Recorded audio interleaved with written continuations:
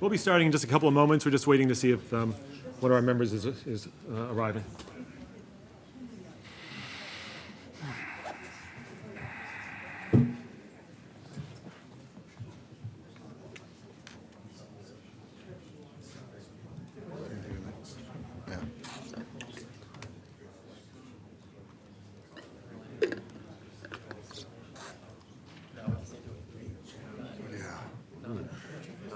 No, you're going to have, what, a dozen people on?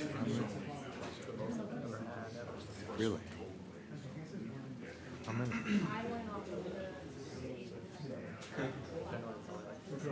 Yeah, yeah.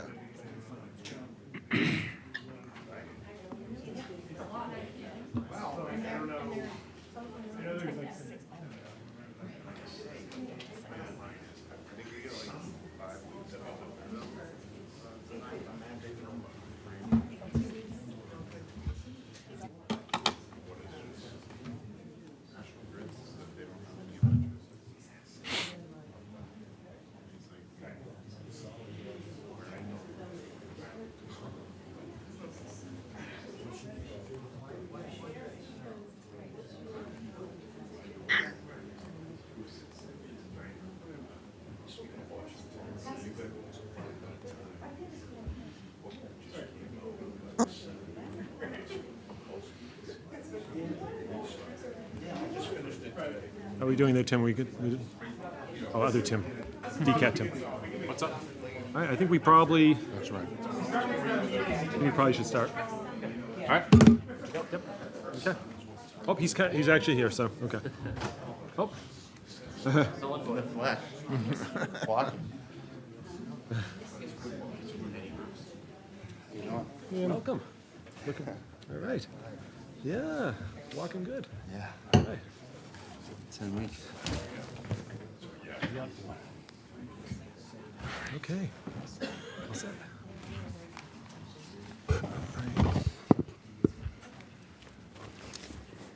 Okay. All right, so why don't we begin?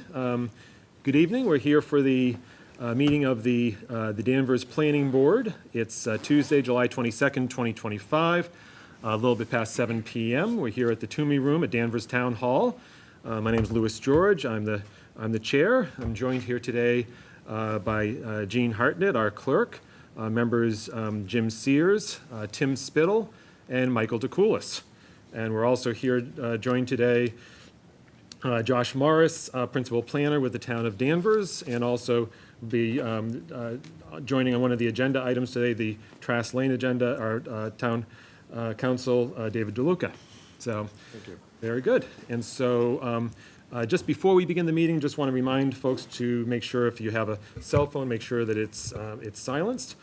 And why don't we, and if people have any sort of sidebar conversations or anything, if you please make sure to just step outside if you do find you need to do that, just because so out of respect for other people and people can hear. So why don't we begin with our first agenda item? This is a public hearing for 12 and 17 Cherry Hill Drive.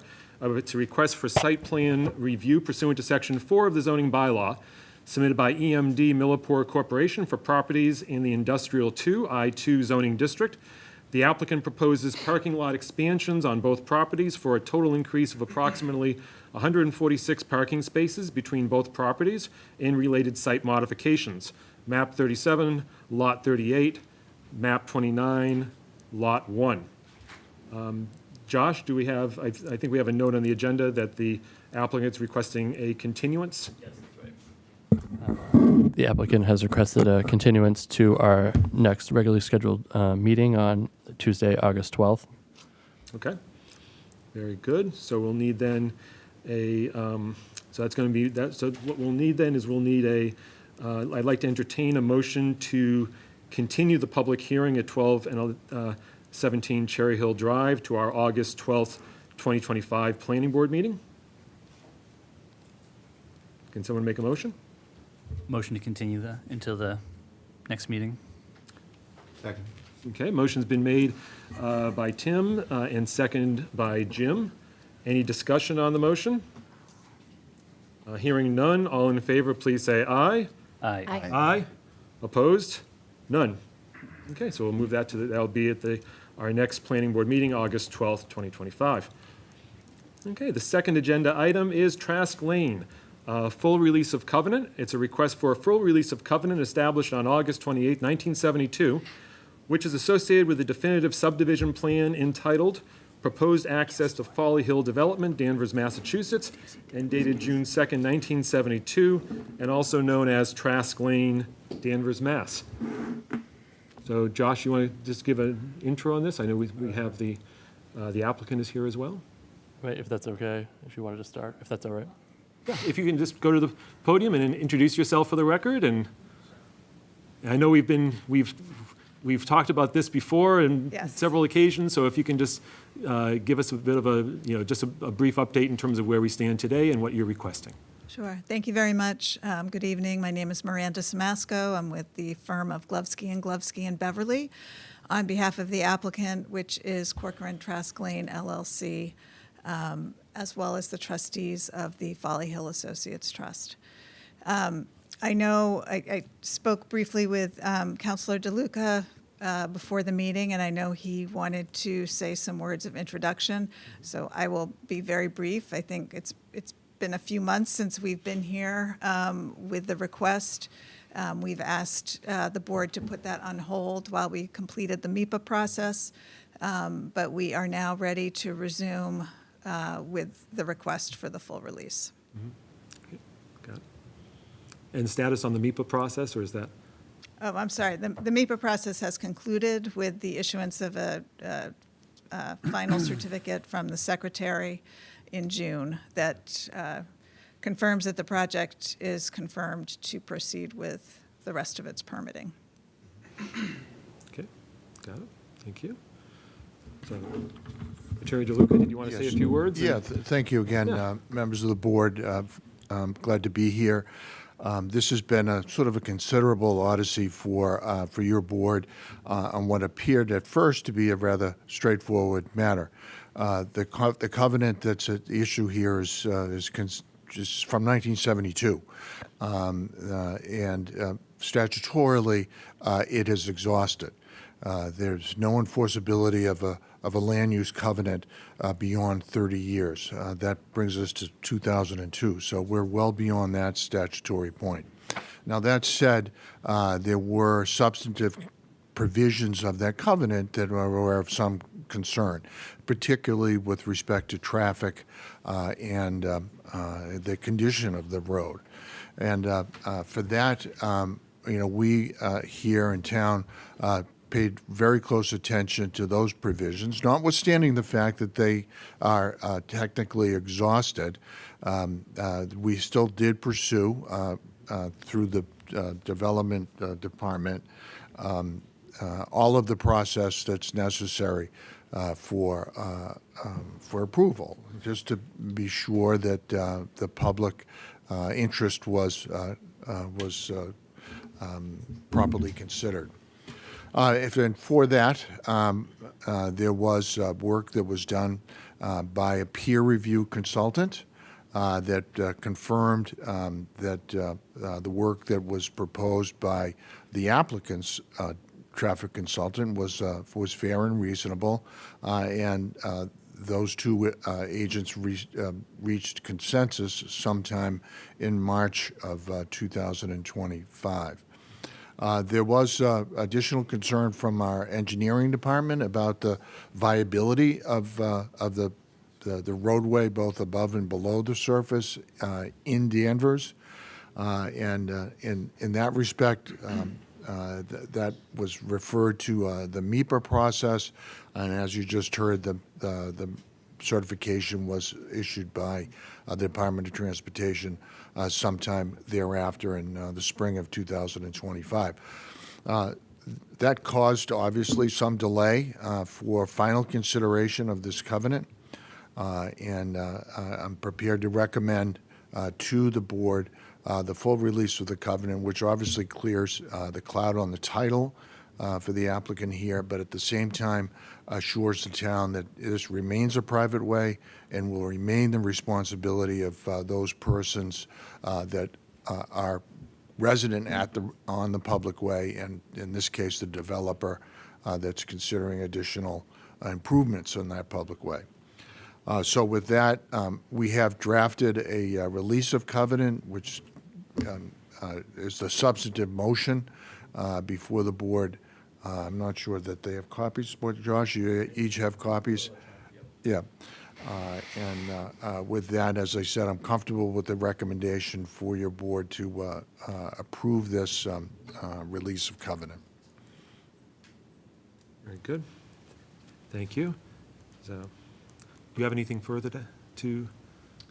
No, Yeah, no, I think that was a very complete summary of where we've been and where we are right now. Okay. And we are in full accord with the recommendation that Councilor DeLuca is making.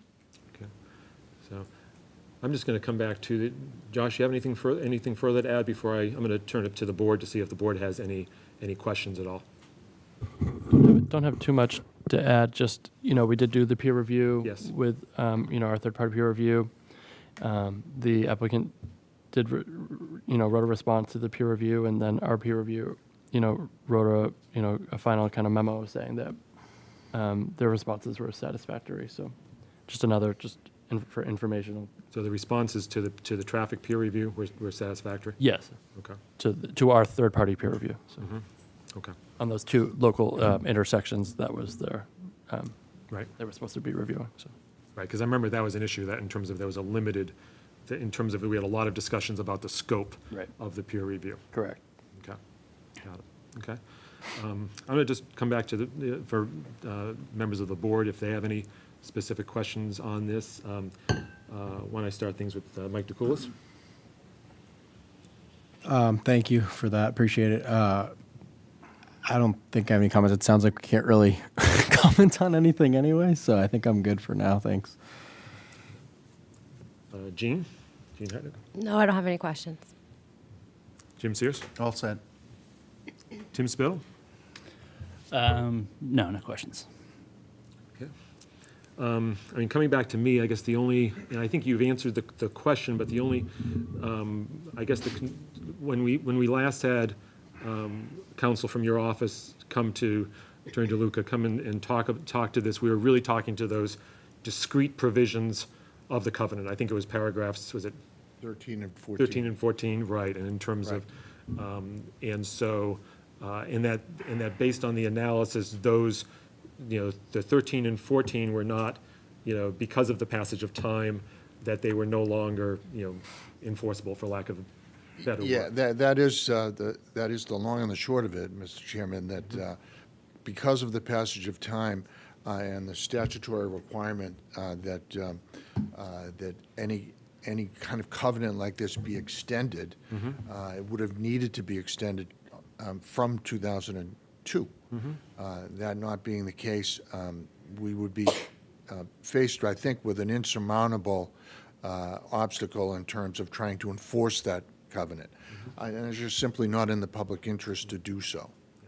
And that same analysis, though, is applicable as to paragraphs 13 and 14 is applicable to the entire of the covenant. Because I remember there was some language in the initial sort of analysis that, there's certain provisions could have language that sort of keeps it alive. That's correct. And that may be true also with respect to a conservation covenant or in some other context. In this one, it's limited to traffic only. Yep. And those substantive provisions just are no longer enforceable. Okay. That said, I think, the process which was followed for the peer review to be conducted, Sure. For the peer review consultants, each of them to reach consensus, and then ultimately for the Department of Transportation to review and approve the project with very specific conditions. Again, supports I think the public interest in resolving this particular issue now. Okay, so the public interest was, Right. at least in your view, the public interest was followed in terms of the process. Correct. Okay, gotcha. Okay, very good. So, so seeing no further questions from the board, this is not a public hearing, but if there's any members of the public who have any questions, since we do have town council here, if they can say so. Mr. Bates? And direct any questions or comments to the chair, please. Good evening. Bill Bates, Town Meeting Member, Precinct 4. Through you, Mr. Chairman, if Mr. DeCoulis could just expand on his comment that he's not allowed to say something in public.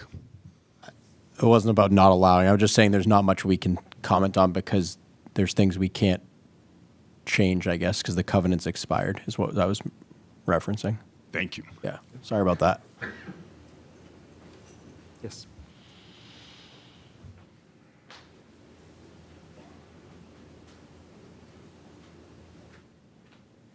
Oh, thank you. Thank you, Mr. Chairman. Joanne Ragucci, Town Meeting Member, Precinct 2.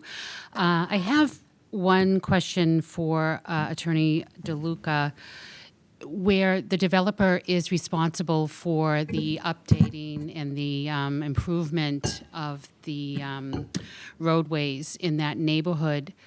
Will that continue into the future, meaning responsible for the plowing, for the maintenance of the roads, you know, and that sort of thing? Okay. Yes, Okay. that's one question. Attorney DeLuca, Yes, that's something you can address? as I see it, again, this is first of all, we're going to focus on the portion of the private way that's in the town of Danvers. In that case, it remains a private way, and it'll be the responsibility of the residents abutting that private way, including the developer here, to maintain that roadway, both above and below the surface of the road. Okay. That will continue. There you go. So no cost liability to the town of Danvers? No, That I roadway. can't exclude the possibility that the Okay. town DPW will get the first phone call Okay. if there were a problem, but ultimately, the financial and legal responsibility for this roadway remains with the private residents. Okay. Okay, thank you very much. And then just one quick comment. I just want to, I know I've commented this before at previous meetings on this covenant, and I think it's a big disappointment for the residents of that area to have to, deal with the increased traffic on 62 and those neighborhoods and the noise and what's all going to come with it. I hope the town, and this is something that can be addressed to our town attorney and to the town manager, that we need to look and make sure that we have no other covenants like this, that we need to make sure they're up to date and we're not caught 30 years or 20 years later down the road and not being able to have any recourse. I just feel bad for the residents over there having now to deal with this, and the town has no say in it, and we don't get any tax dollars from this development. We get nothing but headaches and more traffic. Thank you. Okay. Thank you. Anything further? Mr. Bradstreet?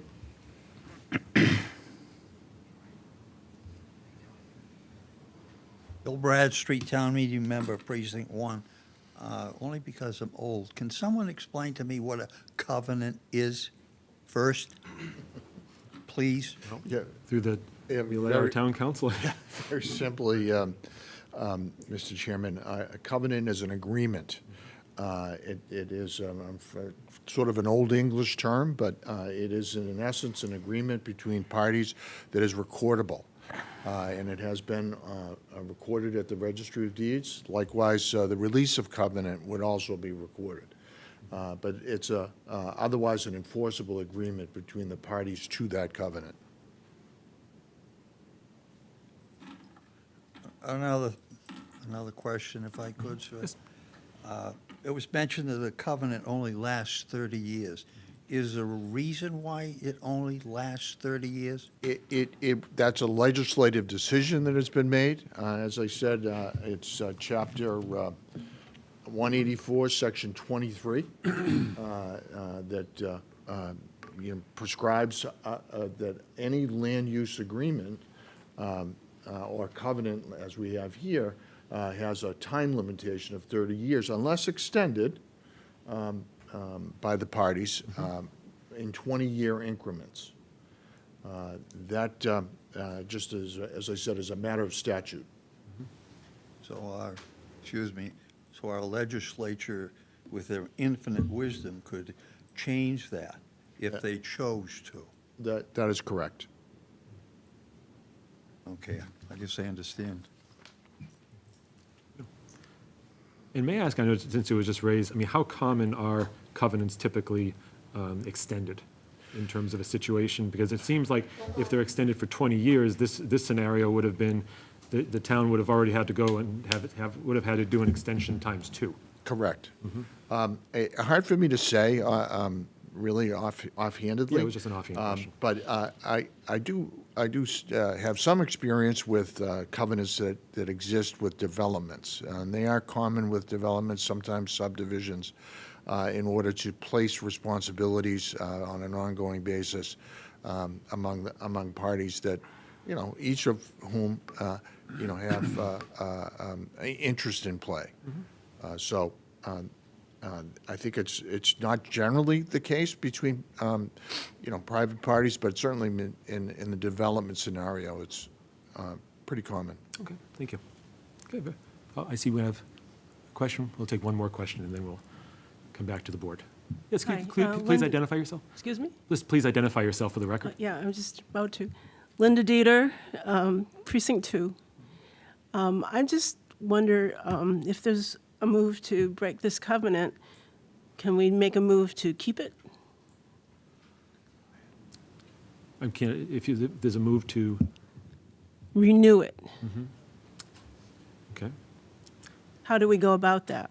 renewing a covenant, well, I turn it over to town council Yeah, to address that thank you. question. Unfortunately, Sorry, I'm hard of hearing. You got to speak up. I'm turning it over to town council to address that question. Unfortunately, I do not see that as an option here, since we're 20 years out from that 30-year limit. It would be I think a legal impossibility to seek to extend that now some 25 years beyond the legal limit. It's a 30-year limit with 20-year extensions as long as they're completed within the 30-year period. But we're well outside of that that statutory period at this time.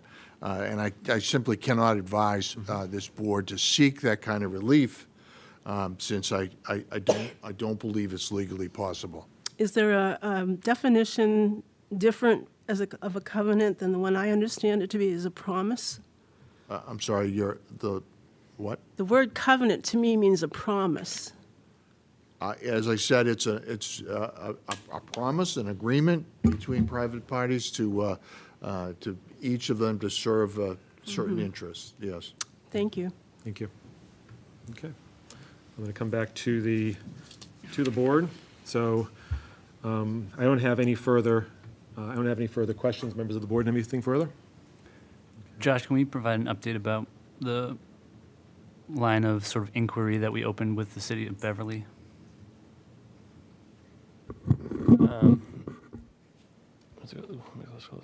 So maybe for background, at the last meeting, I brought up the idea of a resolution to the city of Beverly to open up another point of access Sure.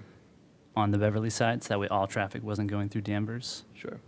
So Brian and I, the planning director, we did reach out to the city of Beverly, and they did inform us that that there are several kind of legal instruments that were put in place in the 70s that would make a connection to some of those side streets, particularly, I think, what was discussed, I think, previously, County Way in Beverly. From a legal standpoint, it appears that it would be very difficult, if not impossible, to do that. There was an easement currently that would go to County Way. That was from the 70s, it appears. That's just for emergency access and utilities. And there's also a 200-foot wide, what we're calling, endless plan that I'm looking at from the 70s, like a 200-foot wide buffer strip that was put in place, I believe, with the city of Beverly, I think around that same time. So it appears that those types of connections that I think that were being alluded to from a previous meeting would be very difficult, if not possible, without the city of Beverly, amending these legal instruments from the 70s. So, is that what you're referring? Is that your question? Yeah. Okay. I think, if this was, all in one town, I imagine that town would be pursuing other points of access rather than having all traffic funnel through one road. We, the neighbor, are now taking all of the traffic. I'm not necessarily satisfied with the answer we've gotten from them. I think I'd prefer something in writing documenting what they've attempted to do to open that point of access. I think that's what I would expect of a good neighbor. So to the extent we can pursue potentially a resolution or some sort of formal request for more information about why they have or haven't considered opening another point of access, I think that'd be worthwhile.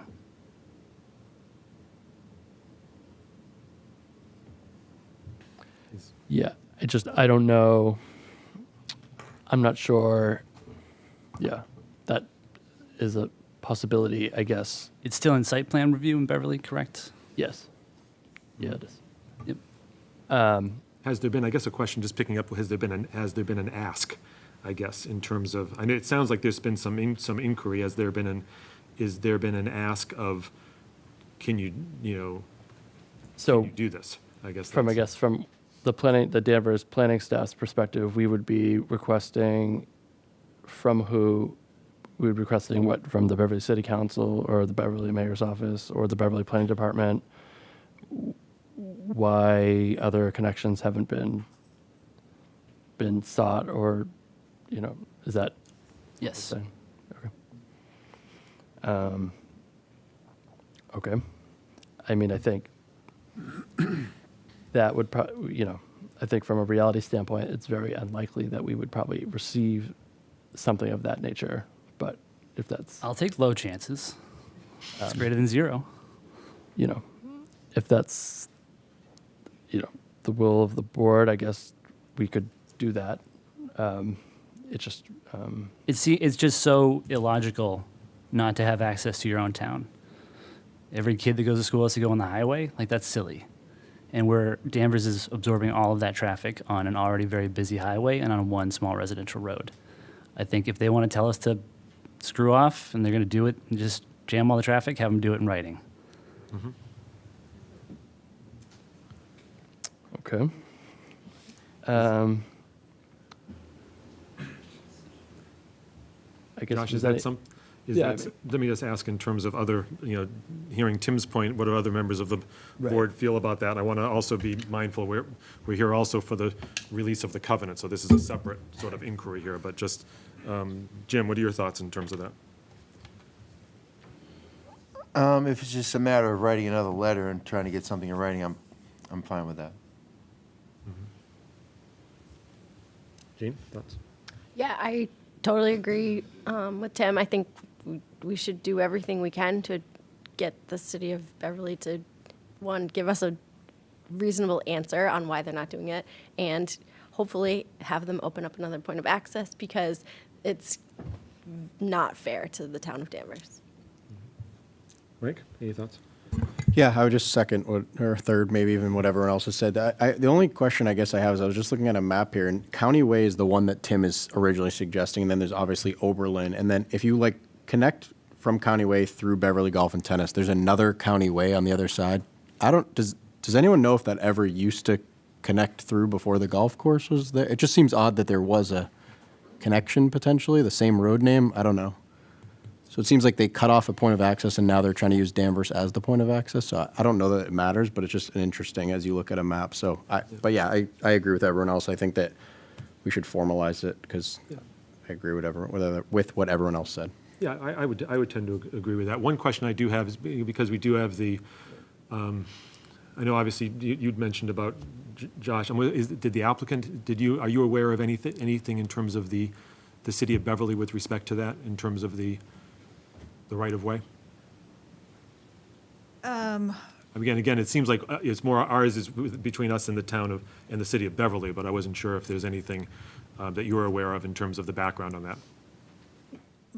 Yes, I'm aware of some of what Josh mentioned is that there are agreements going back to the 70s that made explicit that the access from the back of the site down to County Way was purely for emergency access only, and was always conceived of that way. And there are, as Josh also mentioned, there are buffer zones that preclude development other than for, very limited purposes. Sure. I do know that this was an issue that was broached during the MIPA process, and there were comments requesting the city to consider having the secondary access within the MIPA review process. And the city's response was, as it has been, that that is not something that they are able to undertake, and that the MIPA process was concluded, notwithstanding that. So I don't know if that's helpful. I realize it's not necessarily a satisfactory response, but that's the same response that we have had during this process. Lou, can we just confirm, is that for Oberlin Way as well? Because you mentioned County Way. Is that also for Oberlin Way, that they have the same Oberlin thoughts? Way, this site that is being developed now has no right to use Oberlin Way. Okay. So it is an interesting development in that many of the ways there are privately owned, and there are different residential villages, if you will, that control those rights of way. Gotcha. Thank you. Jean, did you have a question? Yeah, so my question is, since this covenant that we are talking about releasing from the 70s has expired, have those other agreements that maintain the buffer or the right-of-way, have those expired, or is it the same sort of legal facility? The simple answer is that they have not. They are structured as easements, which are in perpetuity. Thank you. Gotcha. Town council, do you have anything to add in? No, I just Sort of, it need seems to like the will of the board, of the interest of requesting from the city of Beverly. Yeah, and I would caution the board, because that's not on the agenda. That item is not. What's on the agenda is a covenant. Understood. It's fine to involve some discussion, and I'm sure it will continue with the development department. But that really, in terms of a motion or vote, should be a separate agenda item. Okay. Very good. Okay, thank you. So let's come back to the, then to the matter at hand then. I think we're good with any further, council, I think we're good with any further questions, but back to the matter at hand with respect to the release. I do see Mr. Bradstreet, do you have a question with respect to this, the release?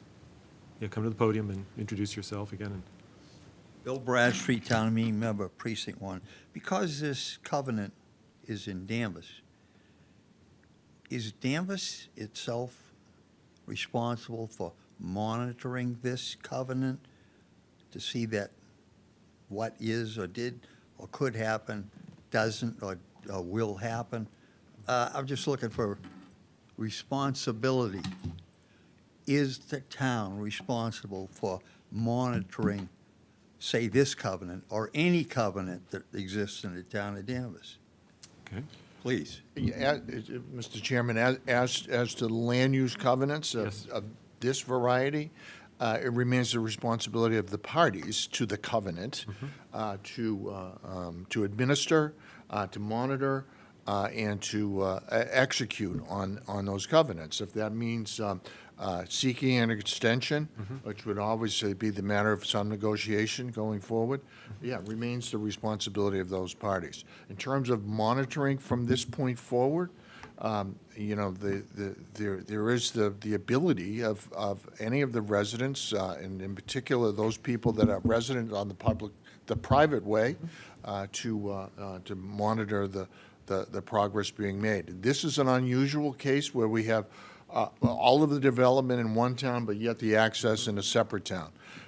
So the town of Danvers is in fact limited to the portion of the roadway that is in Danvers. Okay. Again, my question was the responsibility, according to the attorney, is the parties involved, not the community where this covenant exists. He answered the question, that's the responsibility of the parties. Okay, so, all right. Okay. Coming back then to the, so we do need to, any further questions from members of the board before we go to the motion itself? So we do have a motion in the package for the release of covenant. I'm going to ask the clerk to read the motion. Full release of covenant Trask Lane Danvers. Reference is made to that certain covenant made by HDC Incorporated as trustee of Folly Hill Associates and Trust, the developer, in favor of the Danvers Planning Board, the planning board, and recorded with the Essex South Registry of Deeds in Book 5903, page 166, and filed with the Essex South Registry District of the Land Court as document number 143317. The covenant secures the performance of work relating to the definitive plan entitled Proposed Access to Folly Hill Development, Danvers, Massachusetts, dated June 2nd, 1972, and recorded with the Essex South Registry of Deeds in Plan Book 125, Plan 51. The plan relating to a proposed access road in Danvers, Massachusetts, leading to Folly Hill Development and now commonly known as Trask Lane. Whereas the developer substantially completed the initial construction of said Trask Lane in accordance with the covenant, and whereas the developer has completed MEPA review for the proposed commons at Trask Lane, EOEA number 16859, and will comply with the requirements of the certificate of the Executive Office of Energy and Environmental Affairs dated June 13th, 2025. Whereas the developer will waive and forgive accounting and refund of surety and performance bond provided in connection with general provision number 4 of the covenant. Whereas the portions of Trask Lane located in the town of Danvers are recognized as a private way, any maintenance or repair of the roadway or structures therein shall not be legal or financial responsibility of the town of Danvers. Oh, the whole thing. Okay. Now, therefore, the undersigned, being a majority of the planning board, hereby acknowledge that, except for the foregoing conditions hereby agreed to by the parties, the covenant is of no further force and effect and shall be released in its entirety, executed by the undersigned as a sealed instrument as of July 22nd, 2025. Thank you. A motion has been made for the full release of the covenant. Is there a second on the motion? Second. Second by Jim Sears. Any further discussion on the motion? Hearing none, all in favor, please say aye. Aye. Aye. Any opposed? Say no. Motion passes. So the covenant is released. Thank you very much. If we could get signatures from the board members, I'll be able to notarize the document. Okay.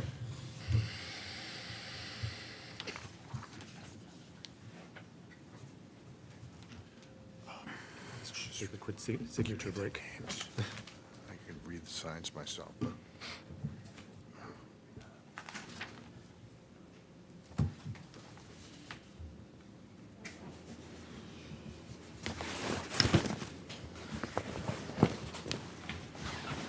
I was going to fill in the date as well. Yes, please.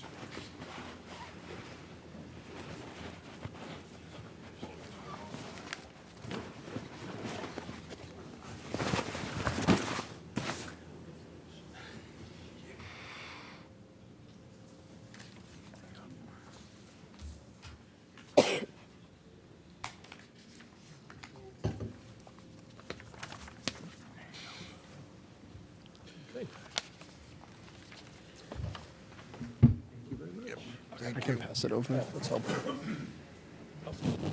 Good. Oh, sorry.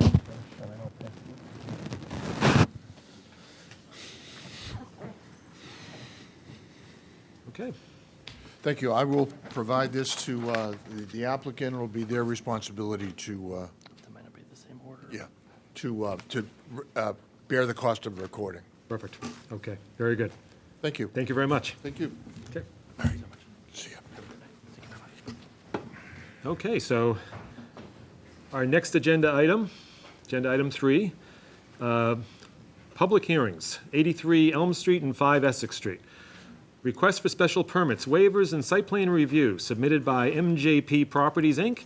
and Johnson Construction Management, LLC, for properties at 83 Elm Street, map 51, lot 250, and 5 Essex Street, map 51, lot 249, pursuant to section 18.4.b, density bonus requirements, comma, waiver from table 18.1, section 18.5.d.5a, parking reduction methods, on-street parking offset, section 18.13, design special permits, side yard setback, street-facing transparency, ground floor, and section 4, site plan review of the zoning bylaw.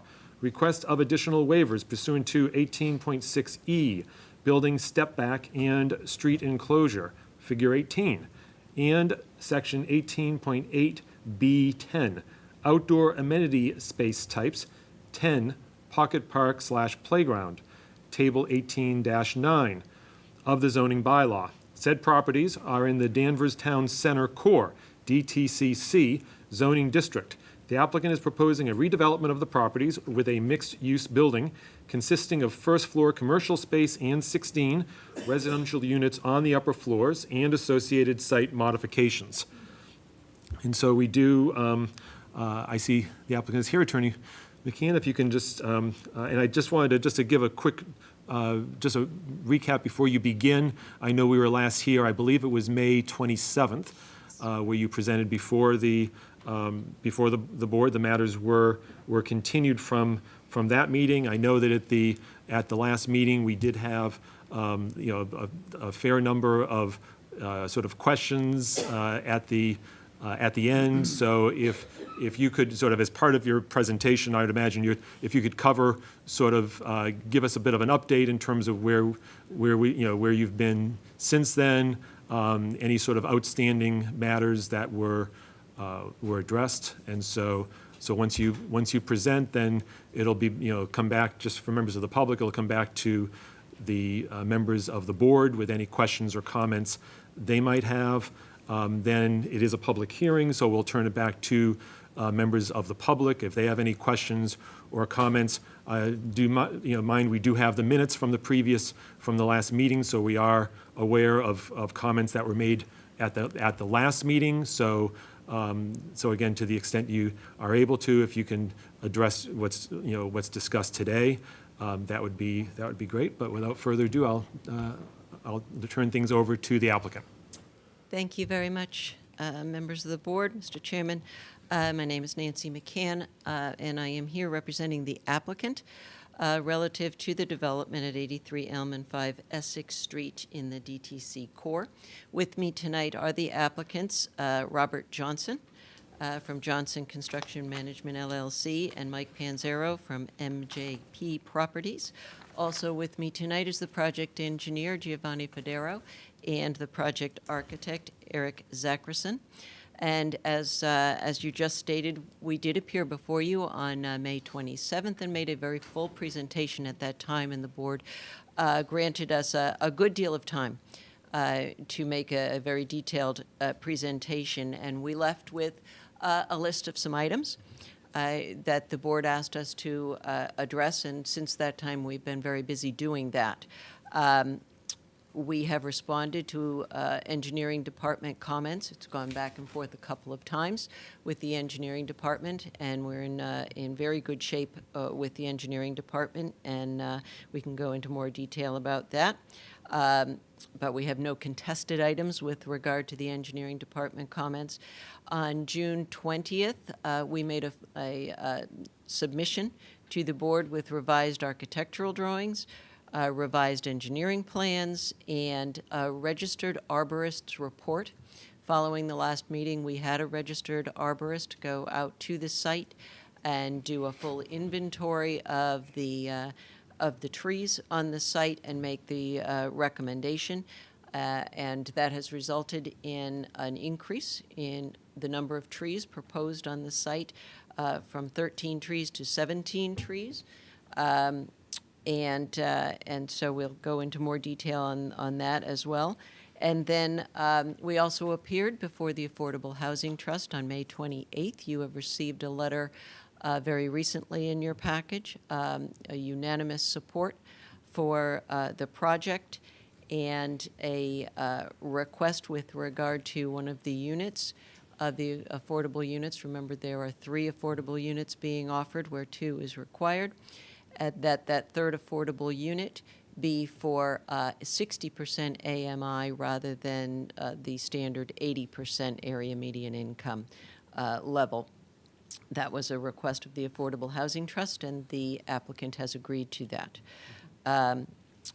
This is a mixed-use project, as you know, with commercial units on the first floor consisting of the existing dental office is going to remain and expand a little bit.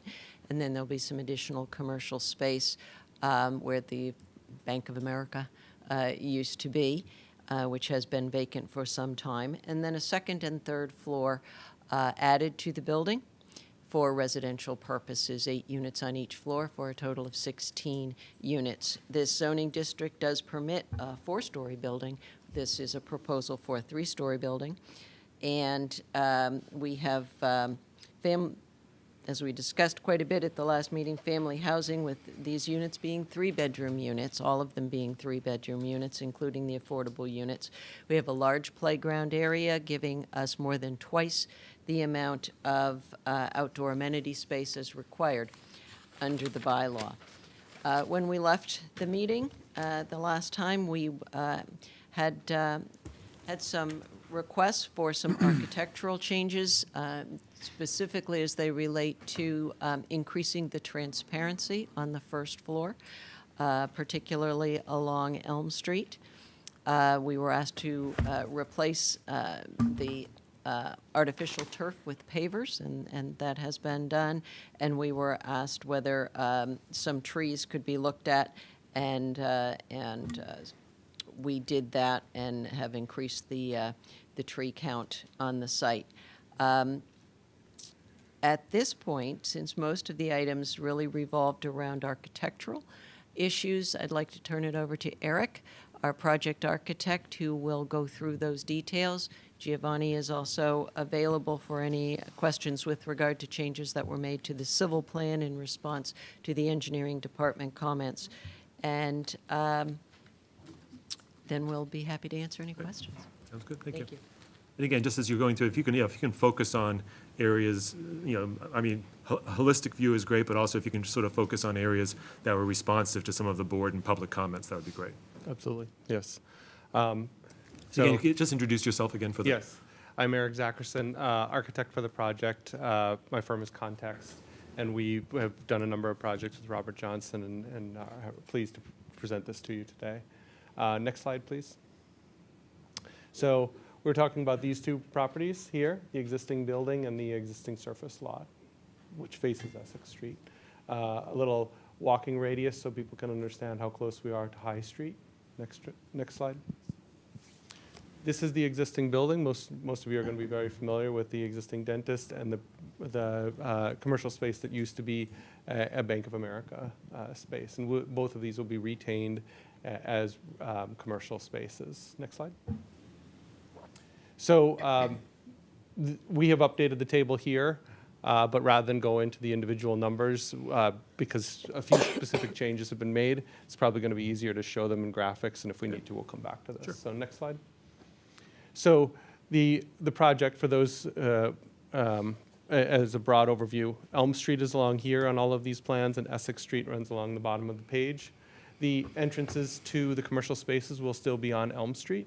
The entrance to the residential lobby is here, and that's what we refer to as 5 Essex Street. And then there's a entrance for covered parking. These spaces here are all under the building, and then there are a number of spaces in the rear of the building that would be open to the sky. Along here, we have a 4,500 square foot green space, And then we have about 1,500 square feet of green buffer between us and our neighbors. Next slide. So a quick parking count. There was some discussion in the last meeting. There are a number of tandem spaces here. These tandem spaces would be sold to the same unit. So just so people are comfortable and understand, these are to be sold to one unit owner. You would not have to share with your neighbor, but you might have to share with your spouse, or you arrange with your spouse as to, or whoever's living with you to move in and out. Next slide. Okay, landscape plan. One of the questions that was brought up was there are these very tall trees out here. Can we keep some of them? There are 7 of them back here, 4 up here, and then 2 in the front here. A couple of them are in bad shape, but the reality is almost all of them are Norway maples, an invasive species. City ordinance asked us to remove them, so town ordinance, sorry. Town ordinance asked us to remove them. We did increase the tree count, but we still have to remove the Norway maples. Back here, there's a small area off of the amenity. Had been AstroTurf, we've removed that. We're putting permeable pavers. It'll function in much the same way, be a little bit more pleasant to look at. Next slide. So similar, we're going to be using a lot of very local plants. This is the same slide as previously. Next slide. Just for people's orientation, the existing commercial building is this box here, and the parking would be behind it and adjacent to it along Essex Street. And then the 2 floors of residential, 8 residential units on each floor on these 2 floors, and we'll go to the plans of that next, and then the roof deck. So yeah, that's fine. Yeah, that's all I. So on here we have 8 3-bedroom apartments, 3-bedroom, 2-bath. All of these are arranged to be family units. So there's a primary suite with a primary bathroom, a walk-in closet, and then 2 bedrooms that share a bathroom that would also be shared by the living and kitchen space. Each of these has a 100 to a shade over 100 square foot walkout deck, and that's meant to be able to give each of these tenants, in addition to the 4,500 square feet of green space on the ground floor and the 1,500 square feet of common roof deck, each of these has its own 100 square foot deck. And so, for those of you who are familiar, 100 square feet is a room. It's not just a little 2 people standing next to each other. You could have 3 or 4 people sitting at a table. So it's a comfortable deck, and there's one for each of the units. But they are all 3-bedroom, 2-bathroom, arranged to be family scale units. Next slide. And this would be the 3rd floor, nearly identical. Next slide. On the roof, there's a 1,500 square foot common roof deck. And we've consciously pushed this very far from Elm Street and somewhat off of Essex Street, put in green planters on either side of it because we want this to be pleasant for the residents. We want their enjoyment to be somewhat secluded from the neighborhood, and so we've created very wide areas of empty roof space in between the edges of the building and this 1,500 square foot roof deck. All of that is similar to the previous presentation. Next slide. So one of the biggest concerns was design. What does this building look like? We have a charge from the DTCC zoning to express ourselves in New England Village style architecture. And so some classic images of Danvers to get ourselves in the kind of right mindset. Next slide. A little bit older image of downtown. Next slide. A building about 1,200 square feet or 1,200 feet away from here, so not right next to us, but one of the larger homes on Peabody Avenue. Next slide. Some of the existing commercial buildings that are also not far from here. So we wanted to kind of remind ourselves of the context that we're going to be proposing this project in. So next slide. And you get smaller buildings right on main streets, and you get larger buildings. Next slide. And then looking down High Street. Next slide, which is, as I said, within the 500 feet of this, or 500 walking distance. So what is it? What is New England historical architecture? We wanted to do a deeper dive because there was some skepticism that what we were designing was the right kind of building, and we looked at some of our favorite examples, and I wanted to put them up here. And I was trying to figure out a little bit of how, of the question I think the board asked is, why are these buildings a little bit different than the commercial buildings that are on Elm Street? And so I was thinking about that quite a bit, and what maybe helps explain it is that many of the buildings on Elm Street, while they have a commercial use, were probably not built as commercial buildings. And if you flip to the next slide, you'll see that. Mm-hmm. So a number of these were residences at one point. And while they function really well, and some of them have some very nice actions taken to make them feel more commercial, the majority of these styles, or all of these styles, would have, when they were built in the village center, would have been a little bit more square, probably taller. Go back a slide, please. You would have seen more square roofs because the buildings would be wider. You might have seen mansards. You might have seen just a typical kind of box. Not to interrupt, but just for the record, what images are you pointing to, just for people at home who might be able to see it? Okay, so this one here is from Kennebunkport, Maine, a village downtown shot from Stowe, Vermont. This one is Manchester by the Sea. This is a building in Melrose, downtown, classic mansard. St. Albans City in Vermont, and then one from Rockport, Maine. So not Danvers, but not far from Rockport, Danvers. Maine, or Rockport, Mass? Rockport, Mass. Okay, got it. Yes, Rockport, Mass. So yeah, next slide. And then these are 74 Elm, 66 Elm, 61 Elm. I would say all three of these were probably originally built as residences, and all three of them are functioning very well right now in a commercial respect. But they're also in a spacing that would have been atypical of downtown village if they had been built that way.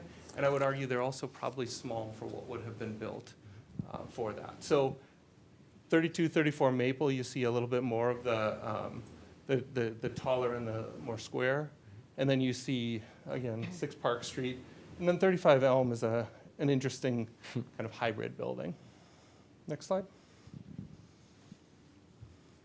So we looked at some kind of common buildings, a little bit heavy, a little bit blocky. Next slide. And then as an exercise, we kind of looked at other buildings that could be designed, and some of these are generated by AI. It's like, what would you, if I gave you this term, design for me an image of mid-scale, 3-story building with 2 floors of residential over a story of commercial, revival, Georgian, colonial revival, shingle and stick. These are the images that were generated. So that's probably not the most useful study, but it did kind of give us some ideas of things we could incorporate. Next slide. So this is the Elm Street elevation. I think that we kind of start here, we do the Essex elevation, and we kind of just keep going around and around the building. One of the main concerns was the fact that we were taking the transparency of the existing bank building and trying to kind of make it too cohesive with the other. And that took our transparency down from 38% to 16 or 17%. And people were not comfortable with that. And so that was the main place we started. So instead of mimicking the windows here, we tried to come up with a window style that would feel cohesive with that. And so we opened up these very large windows within the bays, basically making the bay into a plate glass window. And then smaller transoms up above, and then kind of followed that through. So we pulled up that same detailing into the windows in the mansard zones. We also went to these square shed dormers, which are fairly typical in mansards, but we replaced them with more gables I think there was definitely an expression that people were looking for to see more angle in the roof line. So we made all of those changes. That brings the transparency of this zone almost back up to the 38% it was originally. So now we're at 34% in this whole first floor, and much higher in this zone. Next slide. Okay, so we've got that elevation, and then that same expression, group of expressions comes along on Essex Street. So we took the window style and the gable dormers, and we brought them along Essex on the second and third floor, and we opened up a little bit more of both the garage area here and the residential lobby here to really just push that transparency as high as we could within a traditional language. Next slide. There's definitely some concern. I think I moved past these a little bit quickly last time, but elevation for the Essex neighbor. And so you can see kind of the same level of detail is brought all the way along on Essex. Same thing on Elm Street where we've got that driveway next to us. We're going to bring that same level of detail all the way to the back of the building. Make sure that if you turn the corner, it's not one of those situations where it becomes less interesting, it becomes feeling cheap. We really want to pull that all the way across, all the way around the building. Next slide. Transparency calculations. Not to belabor the point, but you really get to see where these bigger windows bring us back much closer to the desired percentage of opening. Next slide. And then on the upper floors, just with the a little of the changes up here, the transparency went up just a tiny amount, but we're well over the required transparency on those upper floors. Next slide. Color. A lot of people did not like our green building. So, we tried to pull some colors out of the Elm Street, and a little bit off of Essex, but mostly just look up and down Elm and find some kind of muted blues and grays. And this option, this is my favorite option. Next slide. Kind of flipping it a little bit and having the lower level be a little bit lighter. And that's because we can't get to that transparency, at least if we can make the ground floor lighter, it might feel that way. Third option, next slide, to make it even like a lighter color that might be a little bit more sunshiny and happy. Bring in some a very light yellow or off-white. Next slide.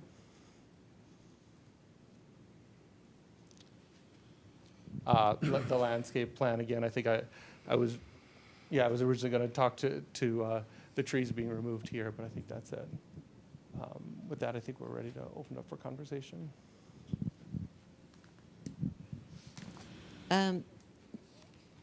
Thank you. I think we have made some changes on the civil plans. Giovanni is available to discuss those. They were in response to the department comments. They were technical in nature. We're happy to discuss those. I'll leave that up to you, Mr. Chairman, if you want us to make a presentation on that. Otherwise, we think that we've responded to the comments that we heard at the last meeting.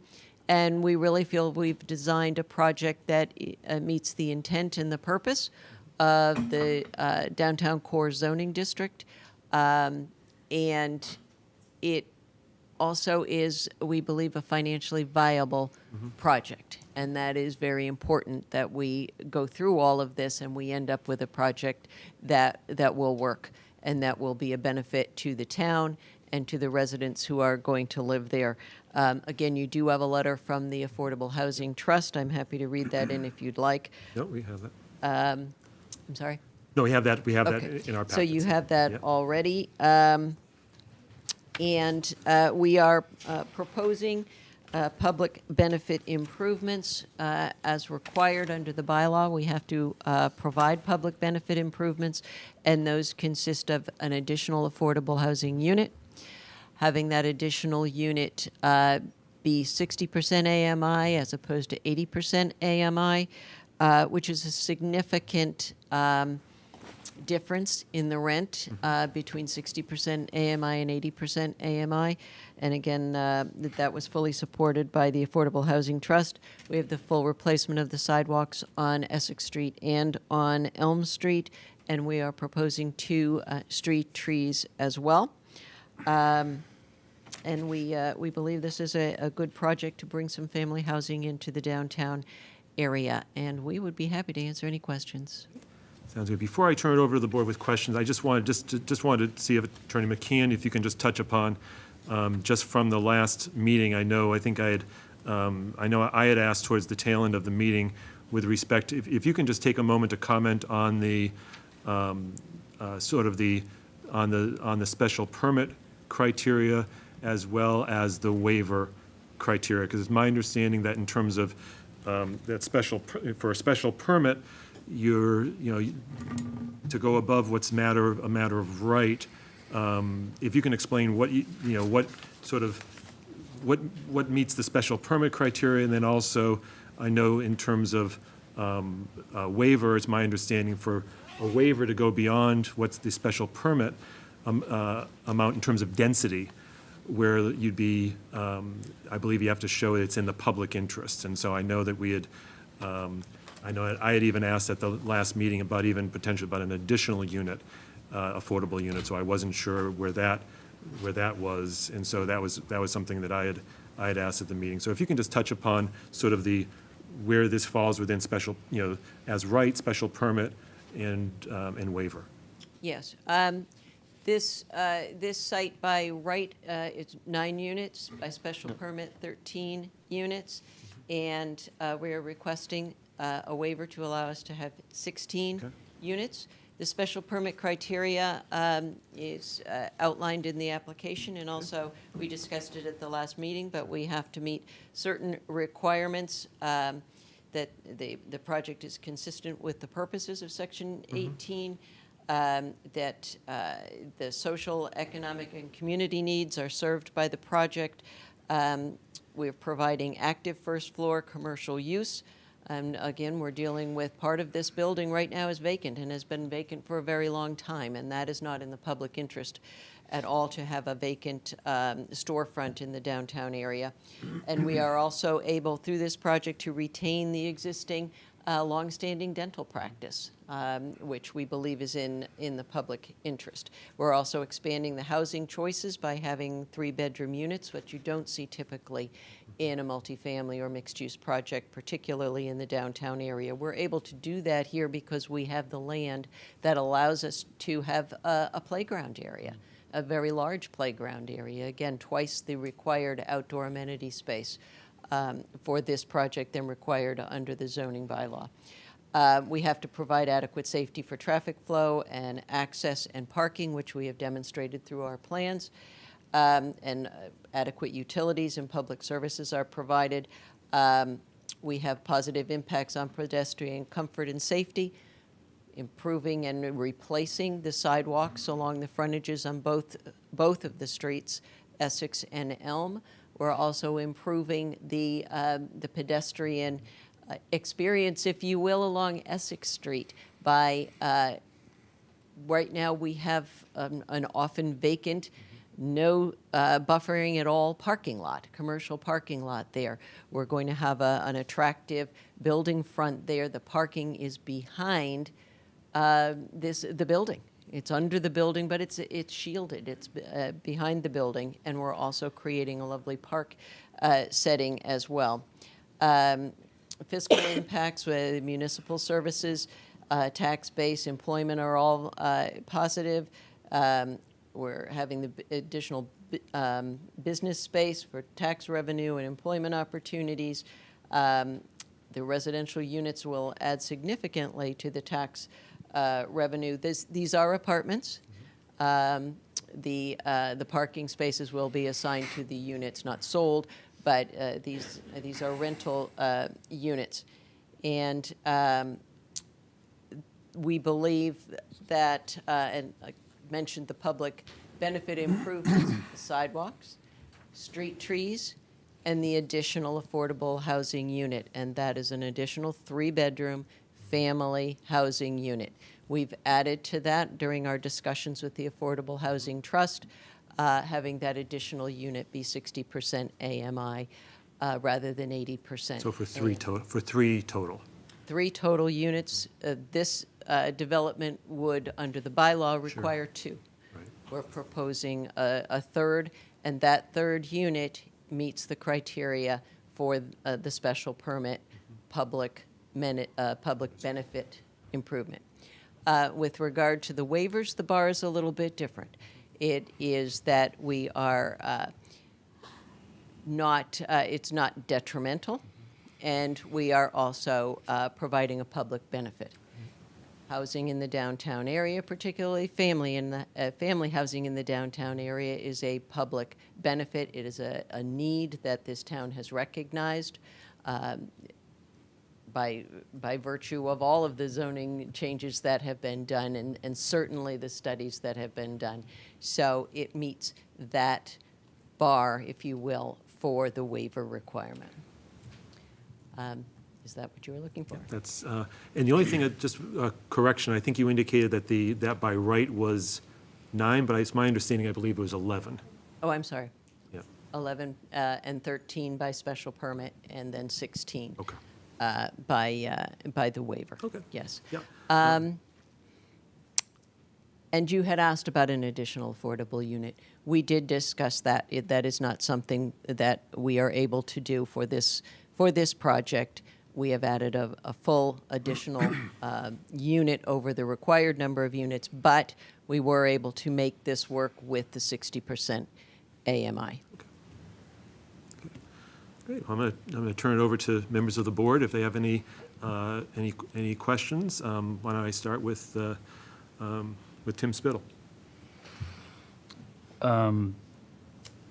No, I mean, so just to reiterate, I'm participating in this one after having watched the video, so I wasn't here last time. But I did catch up on all those materials. Very extensive set of materials, and it's nice to see such targeted sort of addressing of a lot of the comments that I saw in that video.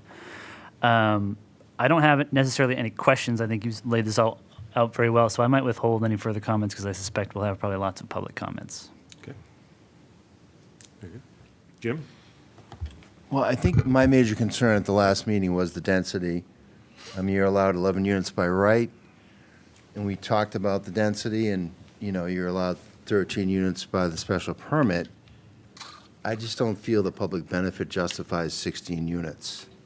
I think with the 3 bedrooms, which is kind of unique to a building in Danvers, I just think it's overbuilt. I don't think there's enough parking, even though you're allowed 1.5 spaces per unit. I'm just worried about the density down that end of the street. And, if we were to allow the 13 units, you're getting 2 additional units, then you'd be allowed by right.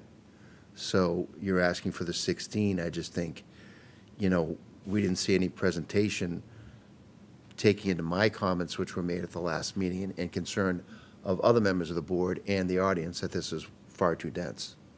So that's how I feel. That's it. Okay. Yeah, Mr. Chairman, could I respond to the parking comment? Sure, yes, you may. Just to remind the board that this project requires 24 parking spaces for the to meet the residential requirement, and we are providing 28 parking spaces, and we have sufficient parking for the project. A total of 41 spaces are required. We have 41 spaces on site. Given the tandem, we do need to account for 4 spaces on the street parking, but on the site, we do have 41 parking spaces. But since we can't count tandem spaces for commercial requirements, we're looking to count, if you will, and again, it's not reserved, but count the parking spaces. There are 4 of them along Elm Street. So we are actually over the parking requirement for this project, particularly as it relates to the residential use. Can I just check with staff on that, Josh? On the 1.5 spaces per unit, does that go up based on whether it's a 2-bedroom or a 3-bedroom? Yes, that was recently modified.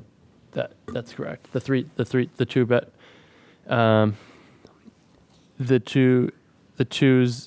2 twos and it's 2 plus. Twos and 3 bedrooms are 1.5. Yep. And we're providing more than 2. And it's only 1.5 required. Again, 2 trees, 1 affordable unit, and the sidewalk, it doesn't justify 3 more units to me. And I'm 1 of 5, so. Mike DeCoulis, what are your? So I have a clarification question for staff before I make any comments, but I was reading the bylaws and one of the notes under the section 18.1 is encourage high quality housing production for a variety of age groups, household types, and income ranges. Does that mean that there needs to be various types of units within a building? Because household types to me would be defined as different bed counts. Is that what that means, or is that not how it's read? Let me see. I'm on real page 69. I'm in You're on the 78. Oh, real page 69. Yeah, right at the top, number 3. Yeah, general purpose and intent of the character-based zoning districts. So you're sort of asking what's the definition of household types? Is that your? Yeah, how I would define household types, and I'm looking for clarification, is different amounts of people in Yeah. the household. Right. Different. Right. How I would view it. Or 2 people, 1 person, 4 people, 6 people, so on and so forth. Sure. And I think that's just across, right. Yeah, I would agree with that, right. Different household types, demographic, right. A married couple or a family with a couple kids or, that types, like housing for different demographics. Is that right? Yeah, so if I'm understanding it the way I'm Yep. reading, I'm saying we're not doing that. Am I misunderstanding or misreading the representation of that? Well, I think, The rest of the board can comment too. I'm curious I'm just trying to understand. Well, I before think- provide other comments. how I would view this is maybe not looking at a particular project. I think it's looking at it across the entire kind of downtown as a whole, right? We wouldn't want Okay. 1-bedroom apartment. We wouldn't want to build 1,000 one-bedroom apartments for the entire character-based zoning district, not in a specific development. So if you read it that But way, it's a little bit of both. It's a little bit of both. But because if you read it that way, then Right. number 1 that says reflects the scale, design characteristics, and settlement patterns. To me, that means every project, not just one project here, not the next project, right? I'm just trying to Yeah. clarify to make sure I'm understanding, but what the things we actually have a say in. yeah, I mean, I think it's kind of both in that it's looking at it at downtown as a whole, and and in a development by development, in a development itself, right? You're trying to always find that balance in both, right? Okay. We don't want to build 1,000 studio apartments downtown. We don't want to build all of the same. And in each project, right? I mean, everything being equal, it would be beneficial to have different bedroom types. I mean, I think you're always trying to find the balance in the neighborhood and the downtown as a whole, and in each individual project. I don't think like the one next door, if one was to come next door, if someone proposed the same thing, three, maybe we wouldn't want to build a project next door with 20 apartments. But that doesn't mean, I think, how I view it, this is doing 3, but there are very few 3-bedroom apartments across downtown. So how I look at this, if that's sort of like, you're kind of bringing up that issue, right? Oh, do we want a project with three with all just 3 bedrooms? Yeah. Because I don't know if that's necessarily a negative, because downtown overall probably has very few. Sure. So it's scarce, right? Now, if they were proposing all studios, maybe it wouldn't have that same community benefit because from a community standpoint, and the Affordable Housing Trust could probably weigh in, or just 3 bedrooms, particularly family housing in Metro Boston is scarce and expensive, and since they're providing 3, just for context, like Maple Square, 145 apartments, they probably had like 5 That's three-bedrooms. pretty common. And they probably only had 1 affordable 3-bedroom out of 145. From a community standpoint, they're proposing 3. So I think that I might have said too much, but I think sort of is it an issue that there's all of these are 3 bedrooms, or not like an issue, but like, is that something that we should be doing? Because I feel like it does have a community benefit aspect to it, and because it's scarce and not common throughout the whole downtown, I wouldn't necessarily view it as an issue. Okay. But Sure. But I think that right. I think you were looking at it. I think it's at a downtown as a neighborhood level and on a development project. It's just sort of Yeah.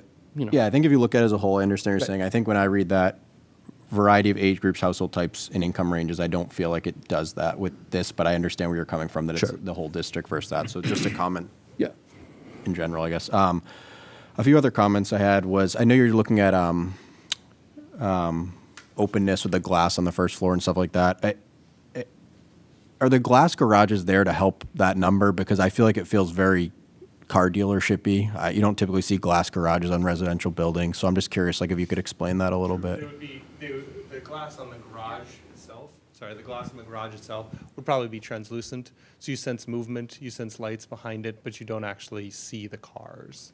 And so on that zone, we want to have some kind of sense of movement inside, so it feels safe, and you see that there are lights and people inside. But I would agree with you. We wouldn't want plate glass just looking at a garage. Okay, I personally think if it was just there to up the transparency numbers, that I would rather not have it and have lower numbers. That's just my personal opinion. Do you have any more renderings? I know you had renderings last time. Did you produce any renderings with the new? Just the color studies. No, we The didn't 3D move renderings. back into three-dimensional. Okay. I think one of the things I noticed in the elevations was that the head house and the roof deck are pretty prominent in the elevations, which obviously aren't true because you're not from a rendering standpoint. So that's why I would like to see the renderings. They're pretty invasive in those elevations, and I would have liked to see it from a 3D perspective to kind of see from what areas and where you'd see those. I don't think they help the case in the elevations, so that was just a comment I had. Sorry, my comments are kind of all over the place. I don't want to repeat, but I echo what Jim said about the density, so we'll leave that where it is. And then one other last comment, I guess, is I know they're not required due to the amount of units you have, but is there any thought to having an accessible unit? So all of the units would be designed as Group 1 Group accessible. 1, right? Yes. Are there any ideas of having any Group 2 We haven't units? discussed it. Yeah. Given the size of the units, it could be something that we could definitely talk Yeah. about. Okay, I was just curious. That's all I have. Thanks. Jean? I have a clarifying question for the applicant. The 3 affordable units, are all 3 at 60% or just the additional 1 is at 60%? Just the additional one. Okay, thank you. That's all. Okay.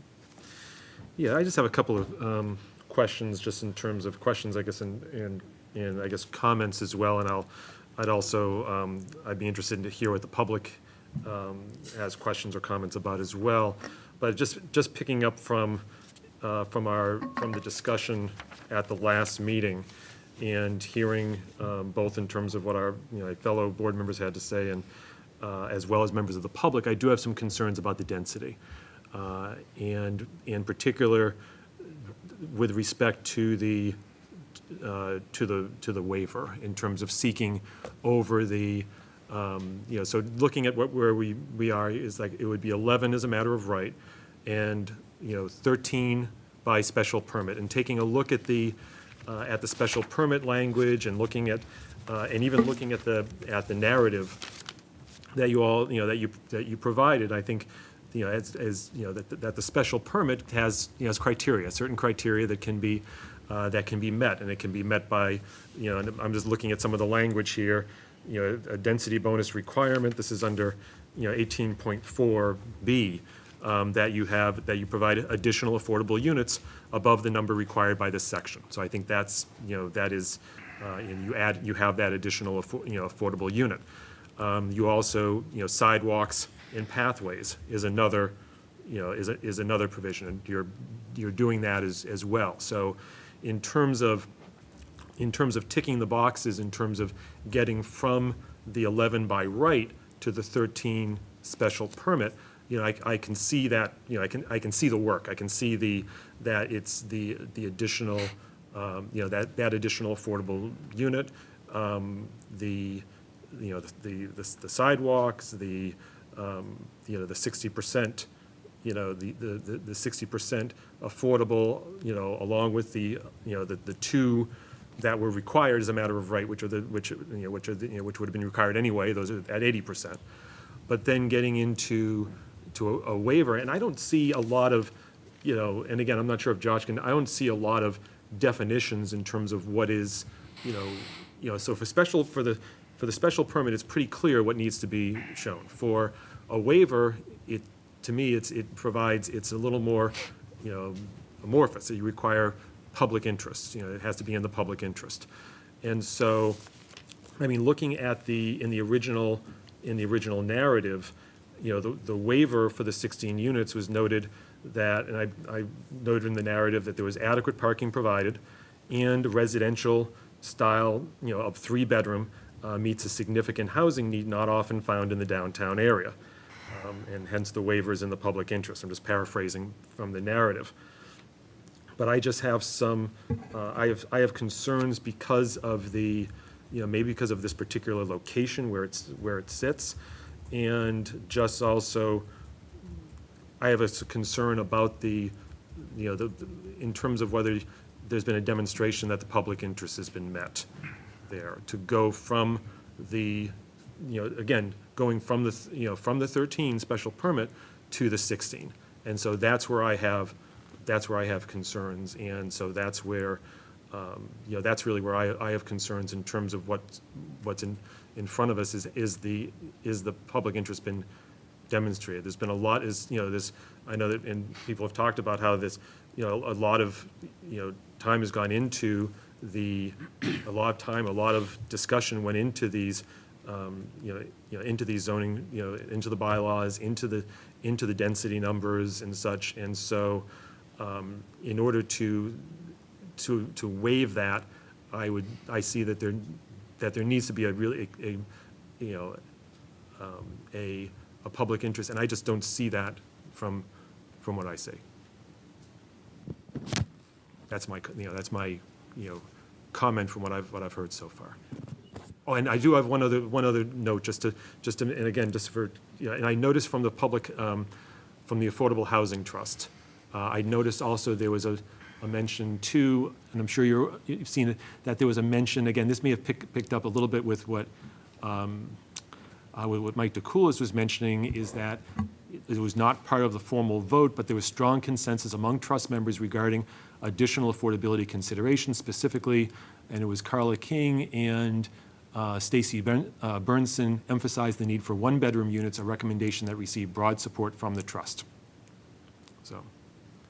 Yes. That was in their letter. I just wanted to point that out. Yes. And I did see that. It was not part of the vote or part of the discussion. And it was part of the overall discussion, Okay. but not with regard to the support of the project. There was a recognition of the uniqueness of this project, Sure. providing 3-bedroom family housing in a setting that also provides the playground area. Mm-hmm.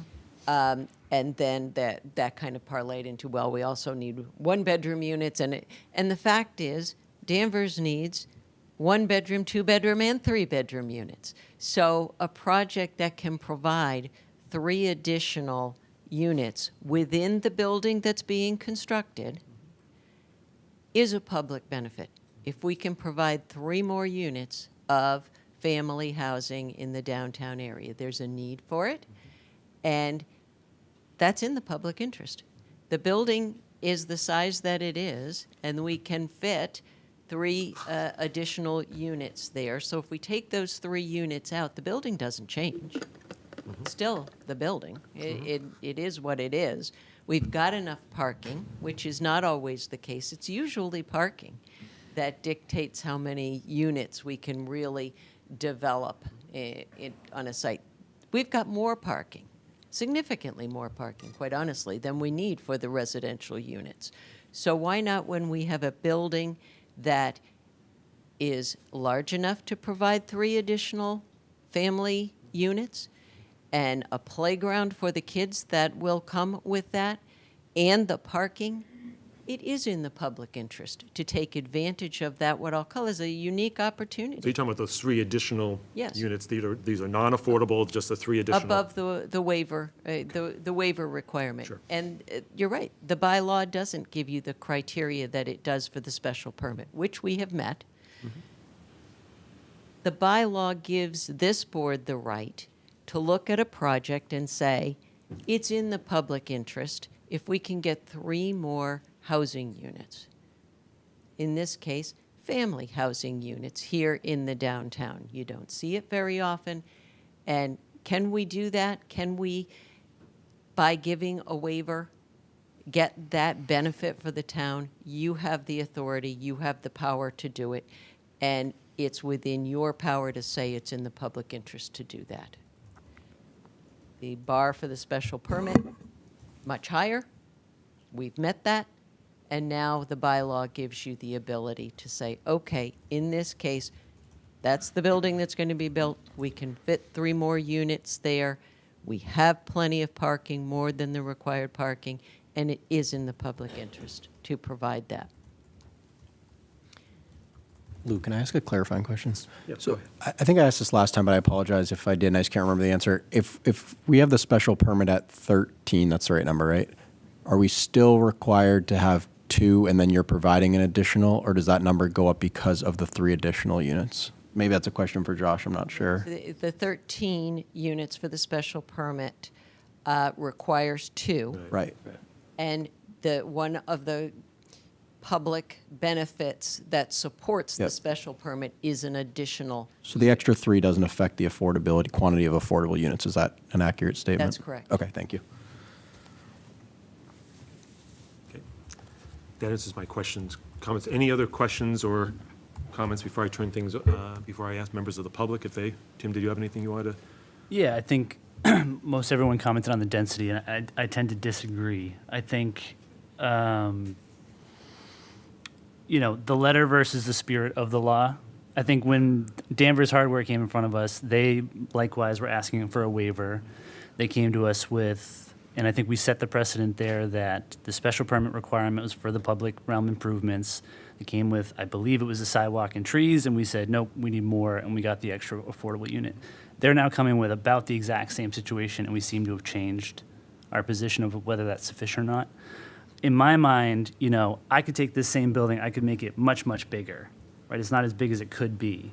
I could do the fewer units and just make more bedrooms and then have the exact same number of bedrooms.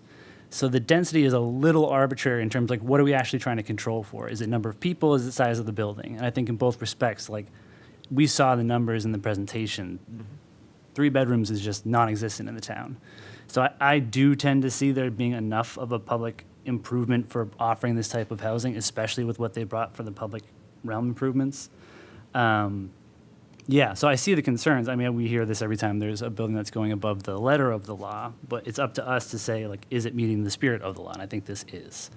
So, I think there might be some disagreement. We'll have to see how we all lay out in the votes, but that's where I stand on that. Okay. Thanks, Tim. Anything further from any other questions or comments from before we? Any members of the public have questions? Steve. Good evening. Lauren Steves, Precinct 3, Town Meeting Member.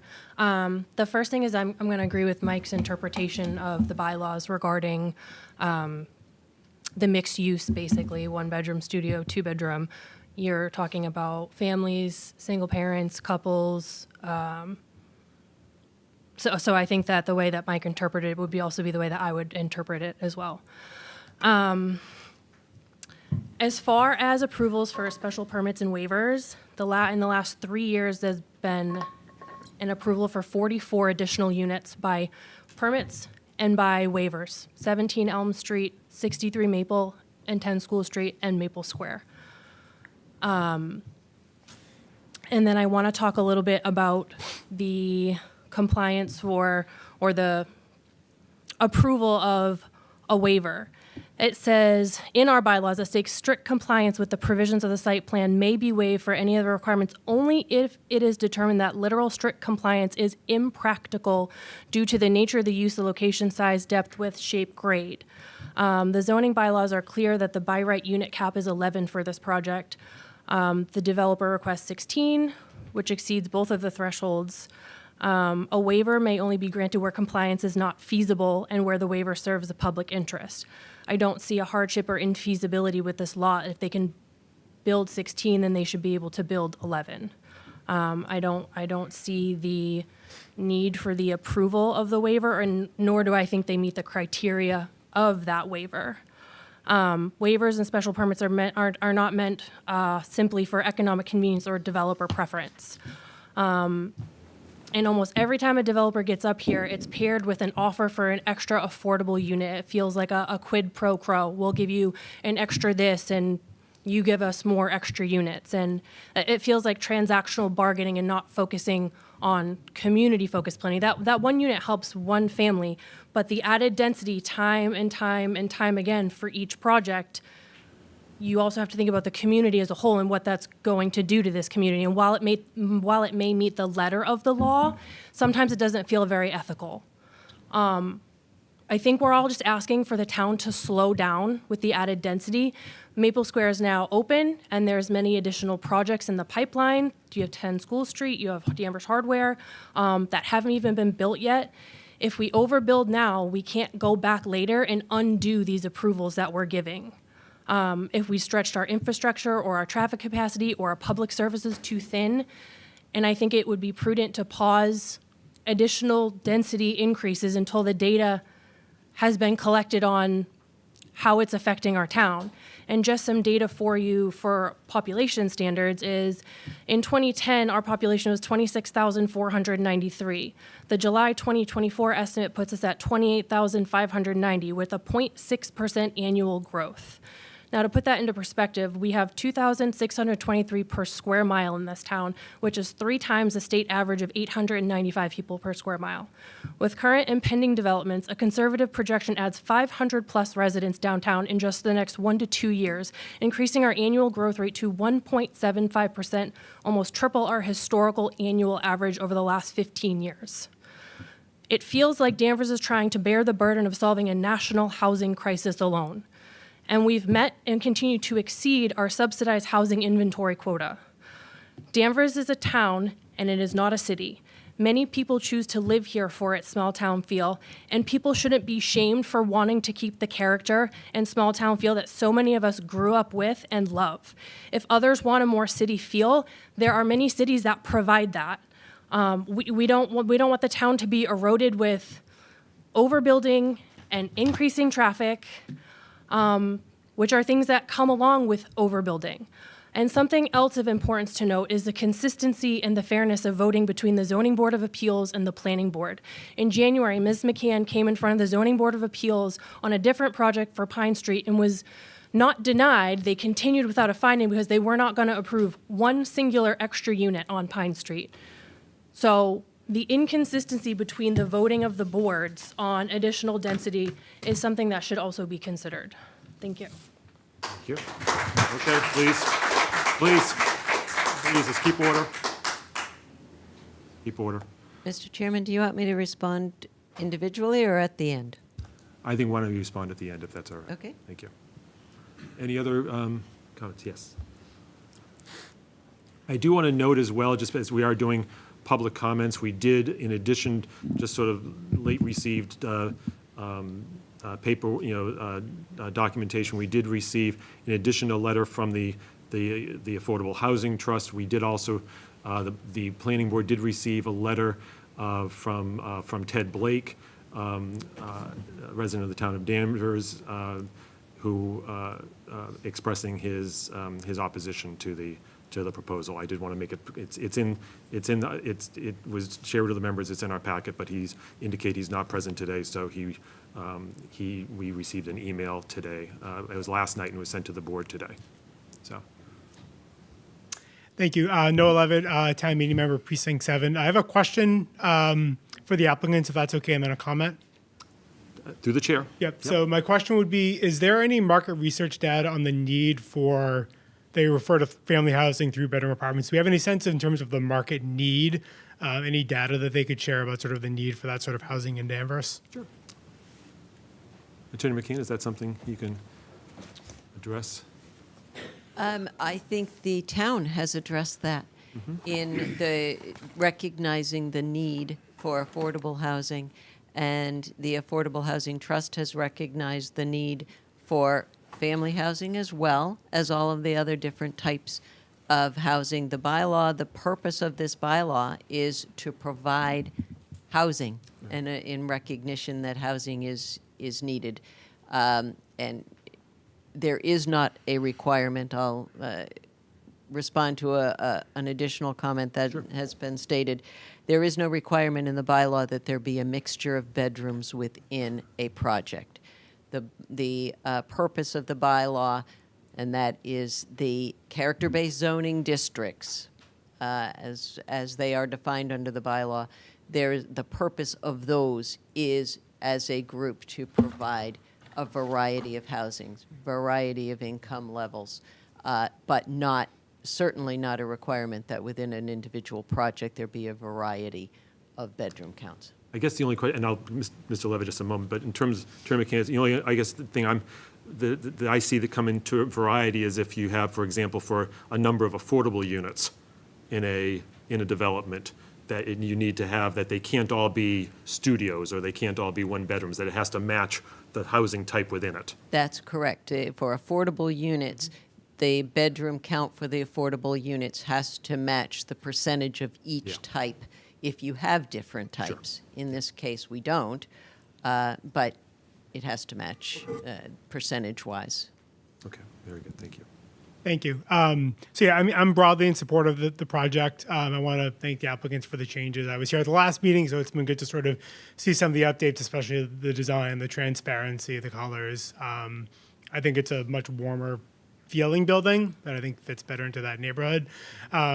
Regarding the density, I'm in favor of the density. I brought up the question about 3-family just because I want to make sure that the density as it is meeting the needs of the community. I think that there are needs for all types of housing. There are needs for family housing, but I do respect sort of the concerns around, do we want to have a mixture of units?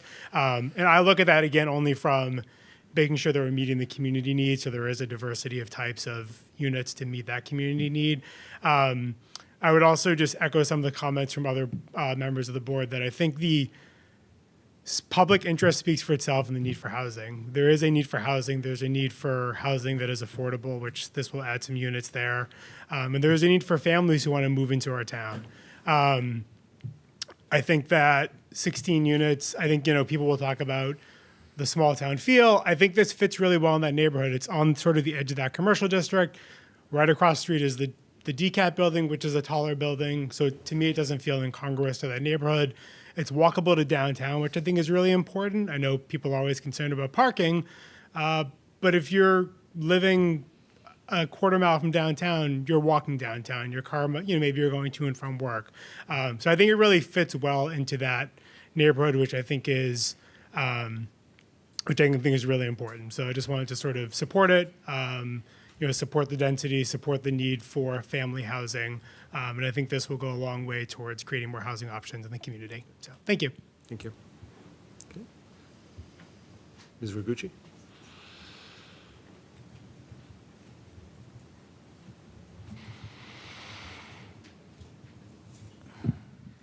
Thank you, Mr. Chair, Town Meeting Member from Precinct 2, Joanne Ragucci. I really can't say it any better than my fellow town meeting member here to my left. She did a wonderful presentation and kind of hit the mark on a lot of concerns. I think this, at 16 units, as some of you have expressed, is too dense for that neighborhood. everyone sort of, well, not everyone, but there has been a lot of talk about the public need, but no one has really talked about the other need, and it's the residents that have to live there and that do currently live there. And their need is for not over increased traffic, not over increased noise, just not over increased everything. So I think that needs to be really taken in consideration as well. And there is just sort of a little sidebar. There is so much talk about we need more affordable housing, we need more affordable housing, we need to build, build, build. And this is not just Danvers, this is everywhere. And it's sort of the narrative that's being fed. And what I want to say is what the need is the need to build affordable homes that people can afford to live in and to build wealth and to build generational wealth and to have something at the end. So in that respect, there's a big drive for a lot of this type of housing, and it concerns me that at the end of the day, there'll be a lot of people without anything to show for after they've paid rent. Affordable to me is affordable to have a home, to pay a mortgage on, and to have something at the end. What we did years ago, this country did after World War II, and built affordable homes, not just threw up affordable housing and threw money at the problem. So that's my philosophical take on the whole housing issue, which is well beyond the scope of all of us here. It's a national issue with interest rates and so forth all down the line. It's a big mess. But getting back to my points on this, I think that if we stay within what is allowed by right, my colleague here mentioned about all these special permits and waivers that are given out, and then, of course, the next developer that comes along is going to say, well, they did it. Why can't we? We're going to give you a couple of affordable housing units. And we are going to find that where the years went into working on these zoning laws so hard that we are still going to be in the position where we wanted to prevent overdevelopment, that we've overdeveloped. Because everyone will want what the previous guy got, and then they'll want what the next guy got. And it's all going to be, kind of, again, well, we'll give you an extra affordable housing unit, which is great, because I know I understand that, but we can't keep doing this as a town. We just gave away Trask Lane, and we just gave away Route 62, which is already jammed every day, which is probably, I think, in town, I have to look at my traffic report, the #1 traffic accident hotspot in the town. So when you increase that, is someone here at Elm Street, when they have a medical emergency, something that the police requires, and they're tied up over there, what's going to happen? And it will happen. And people say, well, these are scenarios that they'll happen. So we really have to look at the broader sense of what the town is doing. And it may be to look, again, as I say, to tweak these zoning laws. Not get rid of them, but tweak them. But as of right now, I think we need to go as by right. We can't keep giving waivers and special permits out.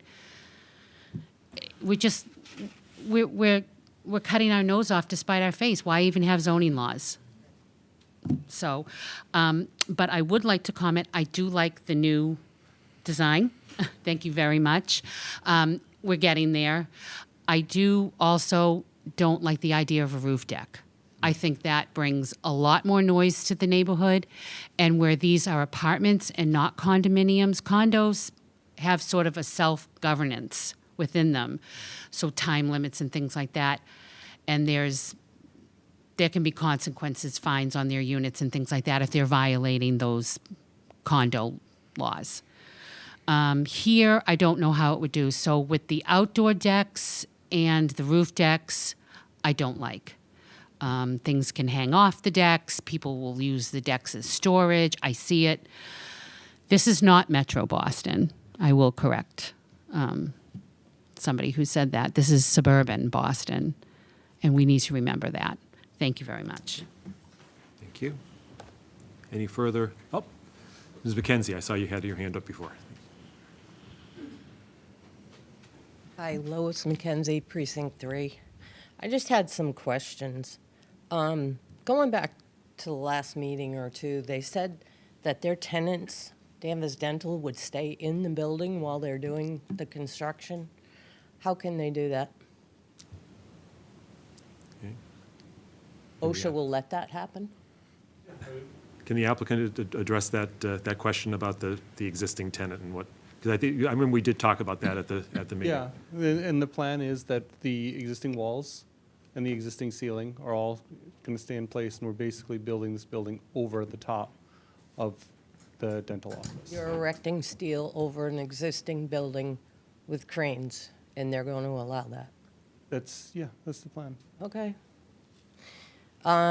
You mentioned buying parking spaces. Is that true, or they are assigned to the units? They're assigned. Okay, how many tandem spaces are there? 28 parking, tandem So there's parking actually spaces. 14, correct? 14 pairs. of 14 parking pairs. spaces. Yes, correct. And you're asking for 16 units and 4 on-street parking? Yes. No. Okay. There are also parking spaces under the building that are not tandem, that are included in that 41 total. 41 spaces are on the property, and then 4 are on the street. I live in a neighborhood where there are a lot of tandem parking, and that tandem parking ends up with cars parked on the sidewalks, on the streets. You guys know River Street.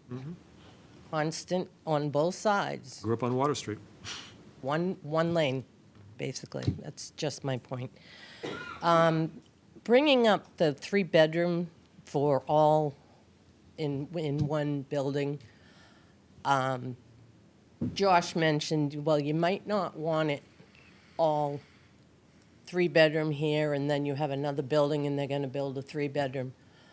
If you allow one, you can't then say to somebody else, you can't do it. You're setting that precedence. And what was the other one? You're saying that the density is not that bad. I believe in looking at the plans from the last meeting, you're asking for relief on one side setback already, where the building's too close to the line. Why can't that be pulled back, or any additional part of the building, if it's being built on that line, be pulled back onto your property? Some of those setbacks are because the building, part of the existing building. New construction is set back from the They sides. all are in code? Yeah, I believe so, yes. No. Okay.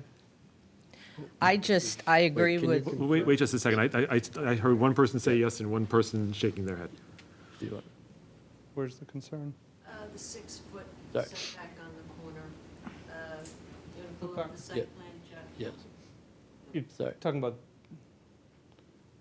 One more, Josh. You just were there. it's on Campbell's in this line. little It's not on, back it's not, here? it's not on the, You just had it, Josh, with the. it wasn't on line. that. It, Just pull up a site plan. yes. I can show you where it is. yes. Oops, sorry. Email. One sec. It's just not on the landscape plan, that's all. I believe it's on Joe Campbell's property line. It just, Yeah, right there, Josh, if you zoom in on the middle. Yep. Pull it back. Right here. That little, But yeah. it's pulled back more than the existing building. The existing building is here, and this is pulled back to there. But, yeah, it's not, it is not there on the first floor, or on the corner. It's not on the first floor? Sorry, right here, this is the first floor plan. This portion here is 6 feet. I'd forgotten that. Okay, but I mean, it's just the concern about the density too. How much are we gonna squish into one piece of property? And as Lauren brought up, 3-family for the entire building just seems like overkill to me. I realize everybody says we need housing. We do need housing, but I don't think this is the right way to do it. I think you do what's by right.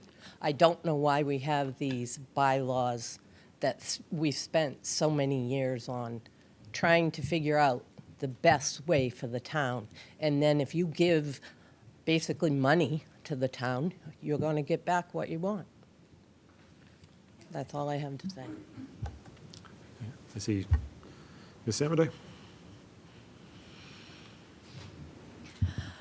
Hi, Nova Samaday Town Meeting Member, Precinct 1. I am generally in support of this project. I don't have a problem with the density. In fact, I'd much rather see 16 units in this building than a building that's 4 stories and only has 11. This is nicer for the community in that way. It doesn't block as much light. I love the fact that each unit has its own deck. I think it's really important for people that have outside space of their own. I do have a question for the applicant. If they were allowed, say 13, say they get the special permit for 13 units, would the building change, or would they just make the spaces inside different? Mm-hmm. It would probably be the same size. I'm sorry, I can't hear. Sorry, it would probably be the same size. So I imagine that a lot of people are disturbed also by the size of the building. So just keep in mind then that if it's the building itself that you just don't want this big giant building in the area, that's not different. We just would have 3 more units than that, which is a few people. It's not really a huge difference. I am happy about removing the Norway maples. I'm excited for that, so thank you on that part. I think that's it. Thank you. Thank you. Any further comments from members of the public? Yes.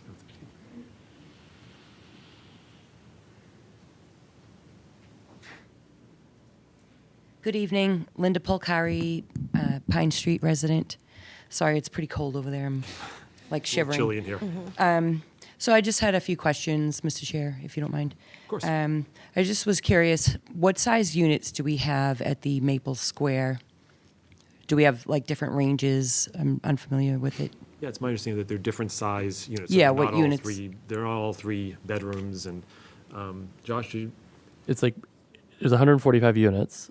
There's 5 to 7 3-bedrooms, but I think the significant majority, 50 plus of the units are studios and 1-bedrooms.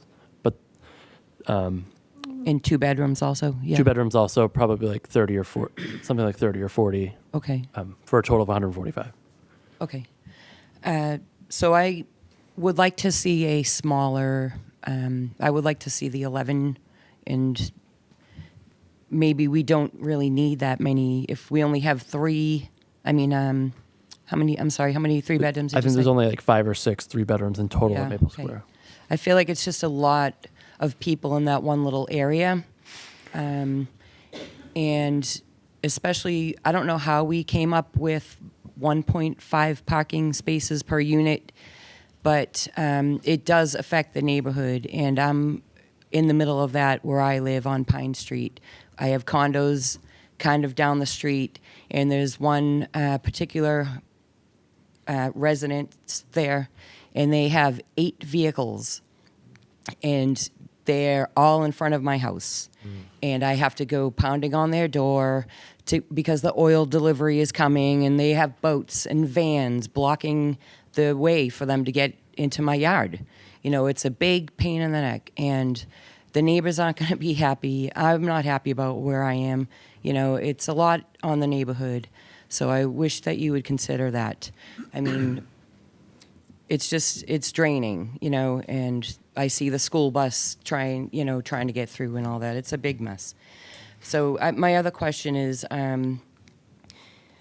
the parking lot isn't part of the area meant for the business of this project? this is the parking that's currently sort of behind the dentist's office and the bank, is that? So it goes on the side, right? there's like a side entrance, and then the first bunch of spots are for, I thought that was meant for the business. And then the residents are in the open area in the back? That is correct. That is correct. Yeah, if There you can are- explain that a little better, I Yeah. think that would be helpful. Absolutely. So there are parking spaces here, as you enter the garage here. There are spaces along here, 2 accessible spaces, van accessible parking spaces, as well as 1, 2, 3, 4, 5, 6, 7, 8, 9, 10, 11, 12, 13 single spaces. Okay. The idea is that we've got the residential parking back here. I don't know that there would be a gate or anything, but these are the assigned residential spaces, and then there'll be commercial spaces here. Okay, I understand that now. So how many residential are there? The tandem ones, those are all the residential? So yes, there are 28 tandem residential. Okay. Some of these, I forget exactly if it's 2 or 3 of these are also for the residents. Okay. The singles, and then the rest of this is for the commercial spaces. Okay, but I thought earlier I heard that you had 41 41 total, which isn't meant for the residents. Some of it's meant for the business, and some of it, so, That is correct. We're required to have 41 for the residents and the businesses. We have 41, however, because we can't count them all, can't count all of the tandem spaces for the residents in the way that we would like to, we are counting a couple of these out here. But we are required to have 41 spaces. We have 41 of them. It's just that a few too many are tandem at the moment. okay. I see. I know you worked very hard on this. This isn't a personal attack on you, but that's a lot of vehicles. I mean, a 3-bedroom could easily have 4 vehicles. You know, yeah, I mean, maybe it's a couple and they have a few children, you know what I mean? That's a lot of cars. You know, I hope you guys really consider this. There's going to be a big mess on that street. It's just too many. And if they're not really allowed to use, you know, and then if they have guests, like, where are they going to go? You know what I mean? People have guests come over, especially there's a nice yard there. You know, that's a lot of congestion over there, and I'm just really concerned about that. And is there a garage door?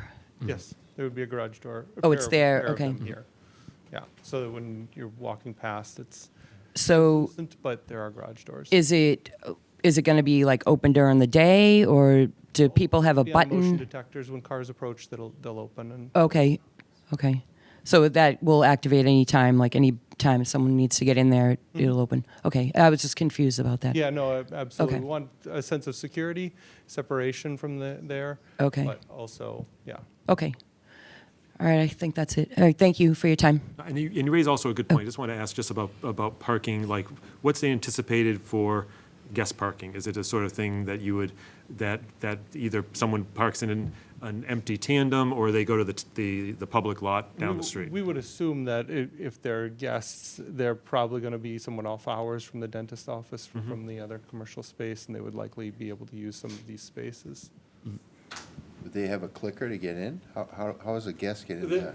The door will open for anybody who pulls So in. anyone can pull in that? Yeah, because some of these spaces are public. They're for the anybody dentist. who's coming to the commercial spaces. Okay. There is also, as you just mentioned, large municipal parking lot right down the street from this as well. So the bylaw does not require guest parking. It could have, it doesn't. I was just asking a question. So where guests are going to park and others, there's a municipal parking lot right across, not directly across Essex Street, but slightly down on the other side of the bank. Got it. Where the railroad tracks were. Okay. Thank you. All right, I think I'm done. Thank you. Thank you. Any further questions or comments from members of the public? Yes, ma'am. Linda Dieters, Precinct 2. Has anybody considered the integrity of the current building? Does it need upgrading before you add 2 stories to it? Okay. The Danvers Pharmacy originated there, I believe. Yeah, I And it's believe. probably over 50, 70 years ago. Is that- I can speak to that a little bit. Yeah, just a question about the, I Yeah, guess, so it's we're not my gonna understanding be the building was built in 1950. I think. Exactly. We're not going to set the new construction on top of this. there will likely be columns inserted along the perimeter, and especially down this middle here, potentially along this as well, but they'll be inserted within the exterior wall, and they'll have some new foundations being dug along here. So basically, the new building will sit on legs that kind of we extend through the existing retail. But the intention is to be able to do that largely on this half and a little bit on the perimeter of the dentist office. Okay. I'm not up to speed. What is affordable housing? What's that in rent each month? Do we have the? Well, technically, it's it's from the federal government. It's calculated. It's 80% of the area median income for the Metro Boston. The federal government comes up with the household median income. It's for Metro Boston, and it would be 80%. 80% of that number would be. What's the figure? So Attorney McCann might have the chart. Attorney McCann might. But yeah. The 80% area median income rent is $3,441 a month for a 3-bedroom unit, which these Say are. that one more time. I can't hear very well. 3,000? $3,441 a month. And the 60% AMI unit. 3,441, is that 100%? Or is that that's the 80%? 80. That's the 80%. That's the 80%. Okay. So what does that equal as an income? Yeah. It's 91,000 for a single person. Is 80% in Massachusetts. I can give you the exact numbers if you want. Please go ahead.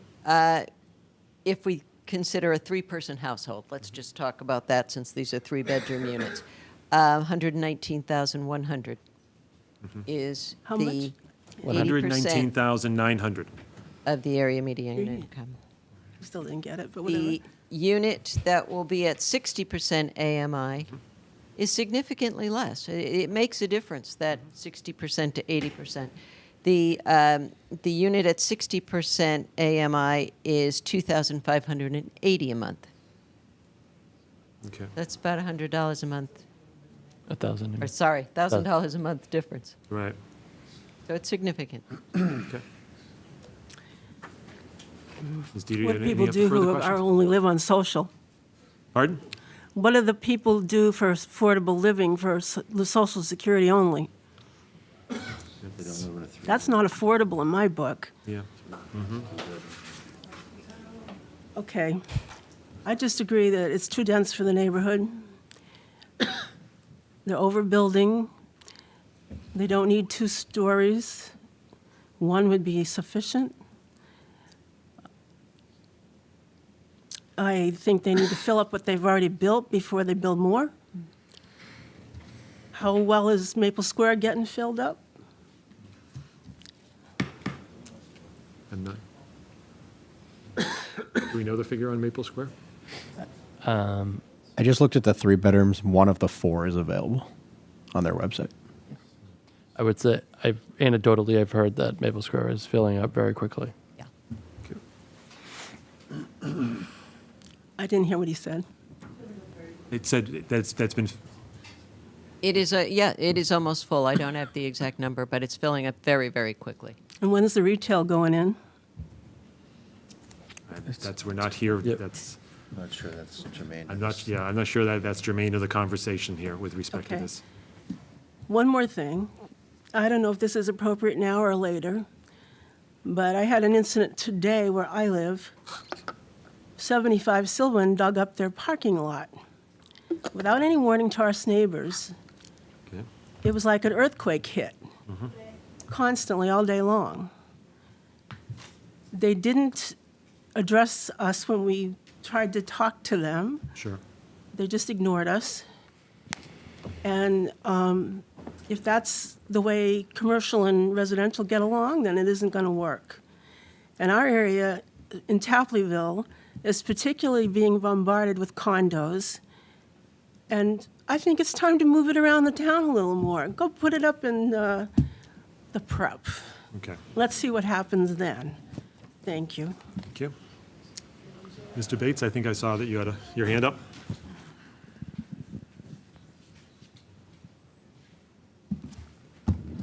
Thank you. Bill Bates, Town Meeting Member, Precinct 4. First and foremost, I've got to start by thanking you folks on the planning board for your service to the town.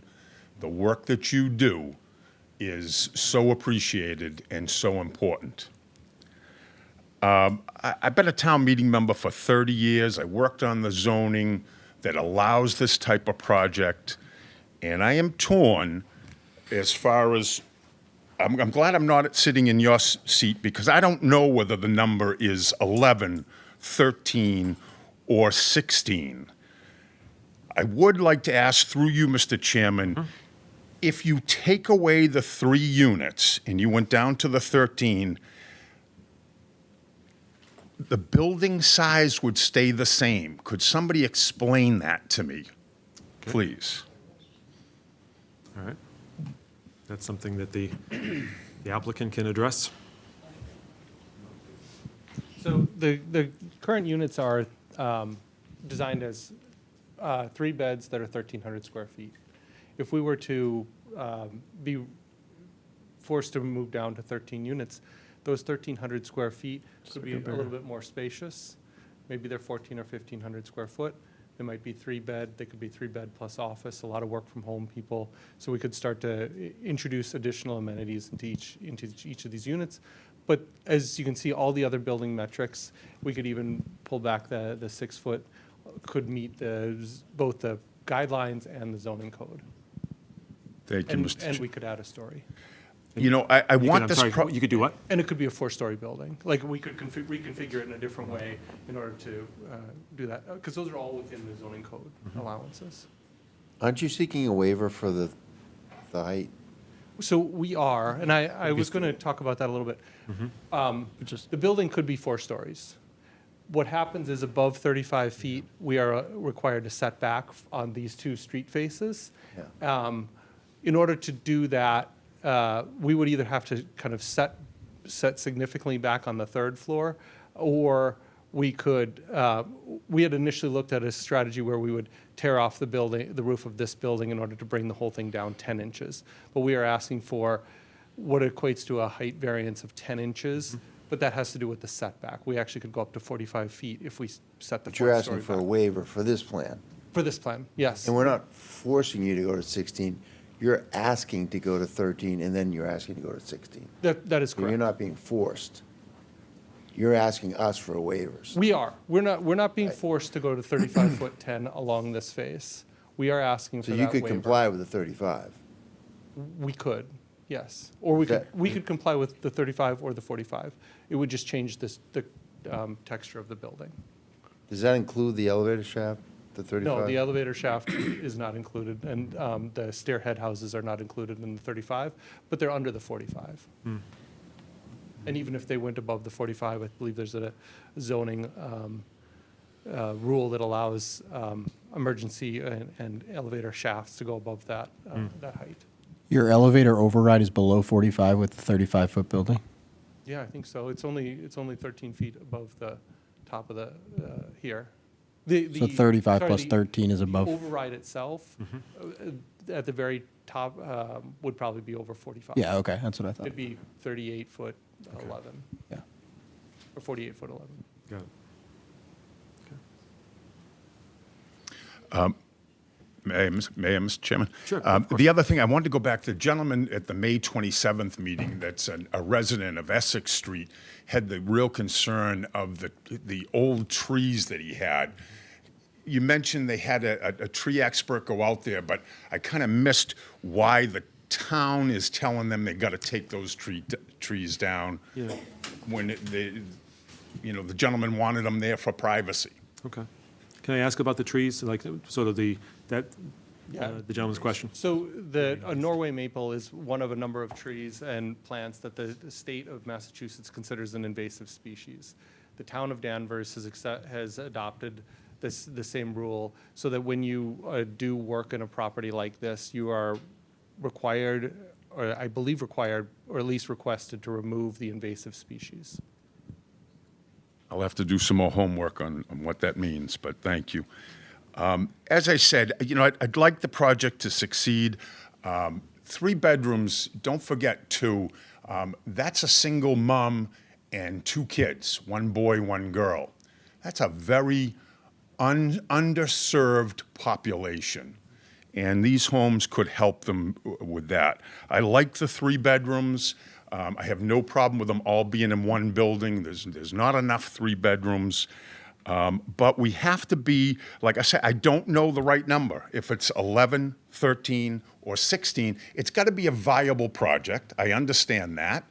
But let's work together. And again, thank you for your hard work. Thank you. Okay. Any further questions from members or comments from members of the public? Mr. Bradstreet, I see his hand. Oh, Ms. Nastic, did you have your? She did. Okay. Was I going? Ms. Nastic, go ahead. Karen I Nastic. didn't see your hand. Danvers resident, 40 years, 15 Loxley Road. So I looked up the zone, what tandem parking was like. It's on the website. And do we have tandem parking in other places in Danvers? Mm-hmm. Yes. To 2 or 3 cars parked tandem? Because on here, you have pictures that 3 is okay too, so.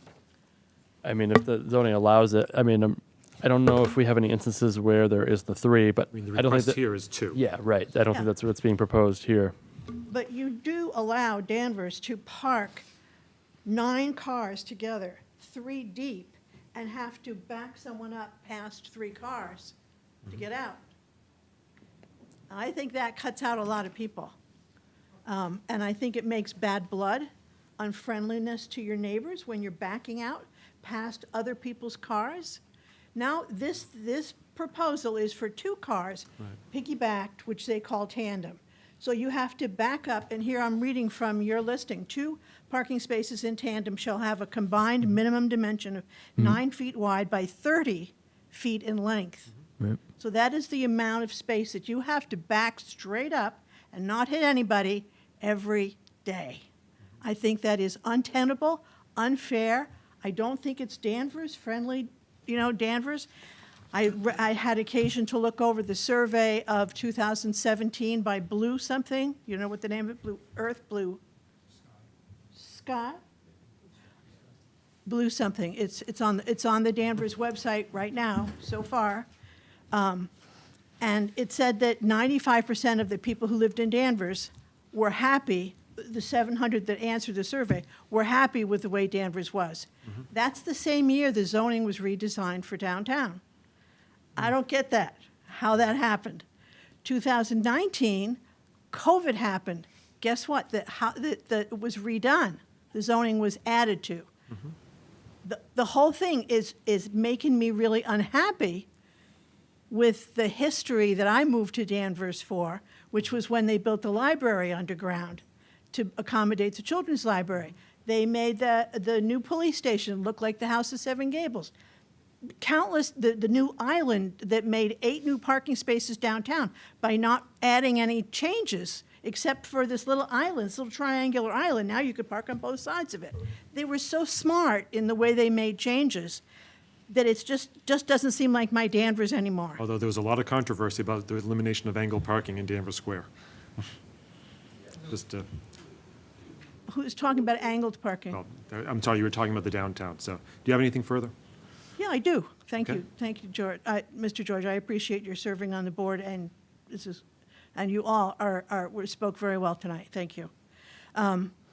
This is going on the original footprint of the Bank of America? Is it right on the guy's property line still? Yeah. Now, our upper stories are pulled back along the driveway. Let me show you. The neighbor to the left, it was on his property Yeah, line. so the existing building is here. Can you flip forward so I can show? Do you want the architecturals, Eric, or the? Architectural will be a couple slides down.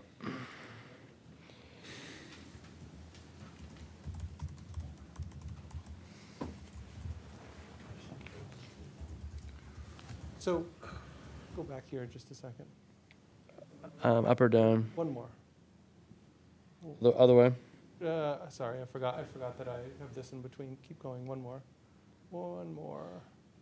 You start to see it here. The next one will have it. So this is the existing building. The upper stories are pulled back away from their property line. Right along the front here, we have a small portion that is at the zoning required setback. And then back here, we have it pulled back even more in order to keep from casting too much shadow onto their driveway. So this is the existing building, this very light line here. This is the proposed level 2 and 3, and it's pulled back from that line. Does that make sense? It does make sense to me. That the upstairs, the second story is going to be not on the property line. Not on the property line, right. I pulled don't back. think that affects them that much, thanks. Okay, right. I didn't like your saying that, I just wish you had said a number of tandem parking spaces, that you introduced it as that instead of saying 28, which is a lot of parking spaces that people have to slide back through. I think that points to, more than anything, the fact that this building is one floor too big. The top floor should not exist. It's going to have this 5-way intersection that we have at Town Hall, have this whole street added to that intersection. We're going to require a traffic light at that point, which, I don't know, nobody's mentioned that possibility of a traffic light, but how are you going to get those 5 streets, plus all the traffic that's coming in from Elm, added to that without having other consequences, starting and stopping, all the cars that go off and have to restart again, It's just going to add a lot of pollution, and I think that this, because of 28 parking spaces are tandem, and who said, well, what if someone comes in and takes the, can they just take a tandem spot? Well, what if somebody thinks that and blocks someone in? Who do they call? And who's going to police that upstairs garden? I do not know why that you decided to move that upstairs garden toward the residents and not toward the street, because it's the residents who are behind your 3-story building all of a sudden that are going to be impacted and not be able to. You don't really, when you're upstairs on a 3rd story, you think about someone who's 2 stories down beneath you when you're making noise and talking to your friends.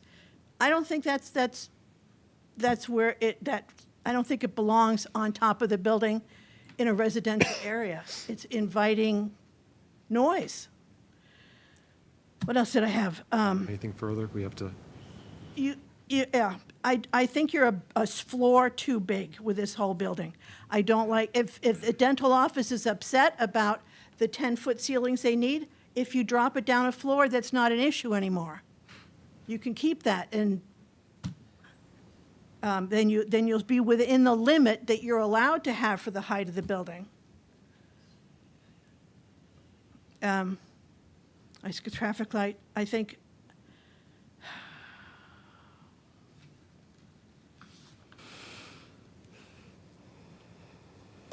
Thanks for listening. Thank you. Mr. Bradstreet?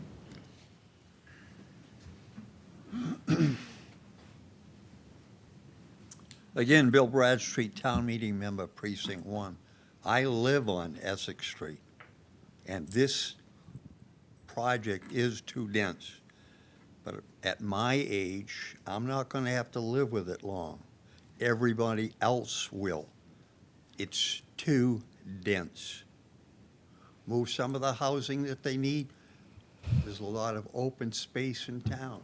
Move it out of the center of town if you want to disperse the homes. I don't think the people in the outer reaches of the town would appreciate people encroaching on them the same way we don't appreciate this encroaching on our life. Thank you. Thank you. Okay. Any further comments from members of the public? Yes. Hello, Derek Whittington. I live on Essex Street. Yes, can you guys talk about what the garbage pickup's going to be like?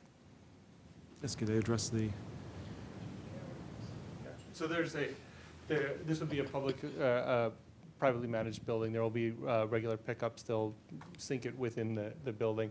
On the ground floor, in this area, so we can flip back to it, but there's an area for dumpsters. They would be pulled out through the garage to the sidewalk when the truck is there. So there wouldn't be a time when they're just stacking garbage out there all day. It'd be brought out when the truck is there to be doing pickups.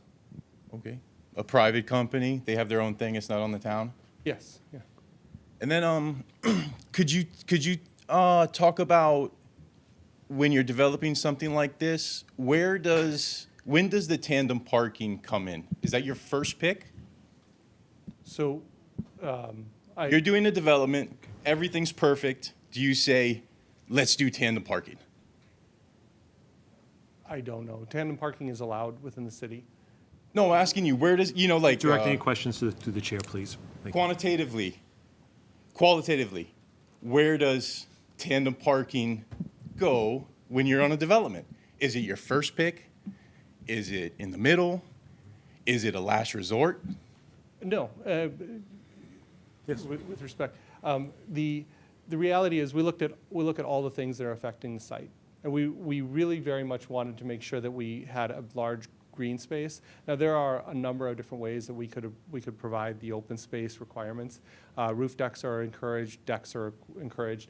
We could have paved the whole site, or not the whole site, but the majority of the site as the existing building is, and potentially gotten to 41. But we felt like having a large green buffer here, having green buffers around was going to be ideal. And how do you get to 41 parking, the required 41 parking spaces? We look at the different things that the city offers or encourages, and we work within that. But it's part of a holistic look at how to maximize the site. So if you paved the whole parking lot with no green space, how many more spots could you get? I don't know, but I don't know if it'd be more parking spaces. I think we could potentially get to around 41. But My point is, it seems like it's a last resort. The tandem parking is a last resort to meet the parking requirement and still ask for 3 or 4 spaces from public street parking. Is that what we want to do for a new development? Is that a good idea? We're stretching it thin. It's essentially new construction, and that just doesn't make sense to me.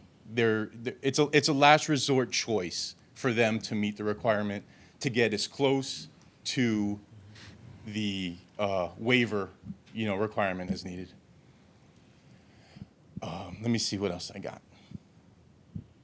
Yeah, the roof deck, just like a couple of people said, moving it closer to the residents. I don't like that. The roof deck in general, everyone in the neighborhood hates the roof deck. That's what they all mention. There's nothing else like it. Oh,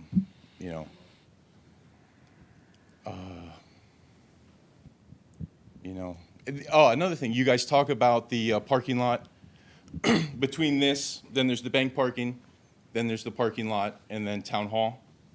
I don't know what the name of that road is, if it even has a name. A lot of that is town hall parking during certain hours. A lot of that is commercial parking. Most of it's commercial parking. So we just throw it around like, oh, there's a big parking lot right around the corner. But it's not true. A lot of it's commercial parking. A lot of it's town hall parking. So just to say, oh, all the guests are just going to go over there. There's probably like 7 spaces over there. It's a big parking lot that is the length of Essex Street, but there's really only, if it's not assigned to town hall at any time and not commercial, it's only like 7 spaces. So the overflow traffic is going to go on Essex Street. The overflow traffic is going to go on Elm Street. Maybe even Putnam. There's going to be so many people there, they're going to be parking on Putnam.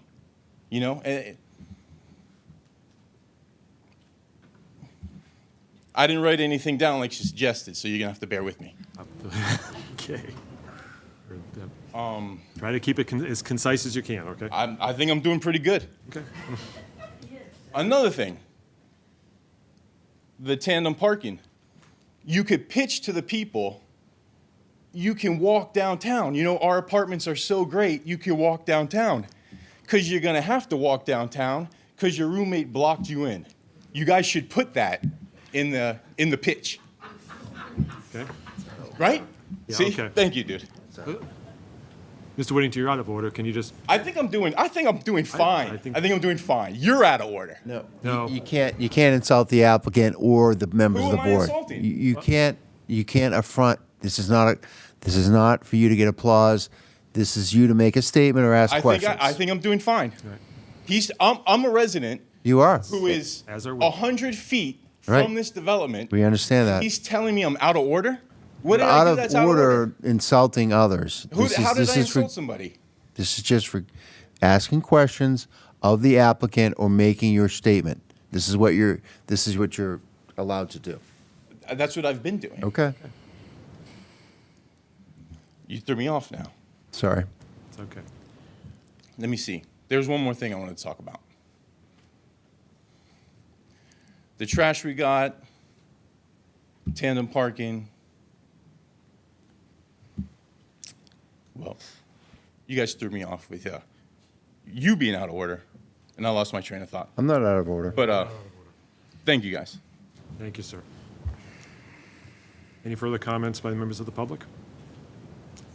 Attorney McCann, did you have anything you wanted to add to that before we go back to the members of the board? I know Can there's I add one more? I'm sorry. One more thing. just one more. Go to the podium, please. Derek Whittington, Essex Street. Yes, sir. The transparency thing. This was a point from the first meeting. They said that it wasn't appropriate to make the dentist's office more transparent for the privacy of the patients. So we all understand privacy. What about the privacy for the residents of Putnam and Elm and Essex Street with 3-story decking, 100 square feet, 10 by 10, I think the estimate was, and a roof deck? We understand privacy, but not the residents. We understand privacy when it fits the direction of the development. Thank you. Thank you. Attorney McCann, did you have anything to? No, you've already. I will just briefly, with regard to the tandem parking spaces, when you rent a unit here, you will know whether you are getting tandem spaces, and you will either be comfortable with having tandem spaces, and if you're not, you won't rent here. No one is going to force anybody to live here.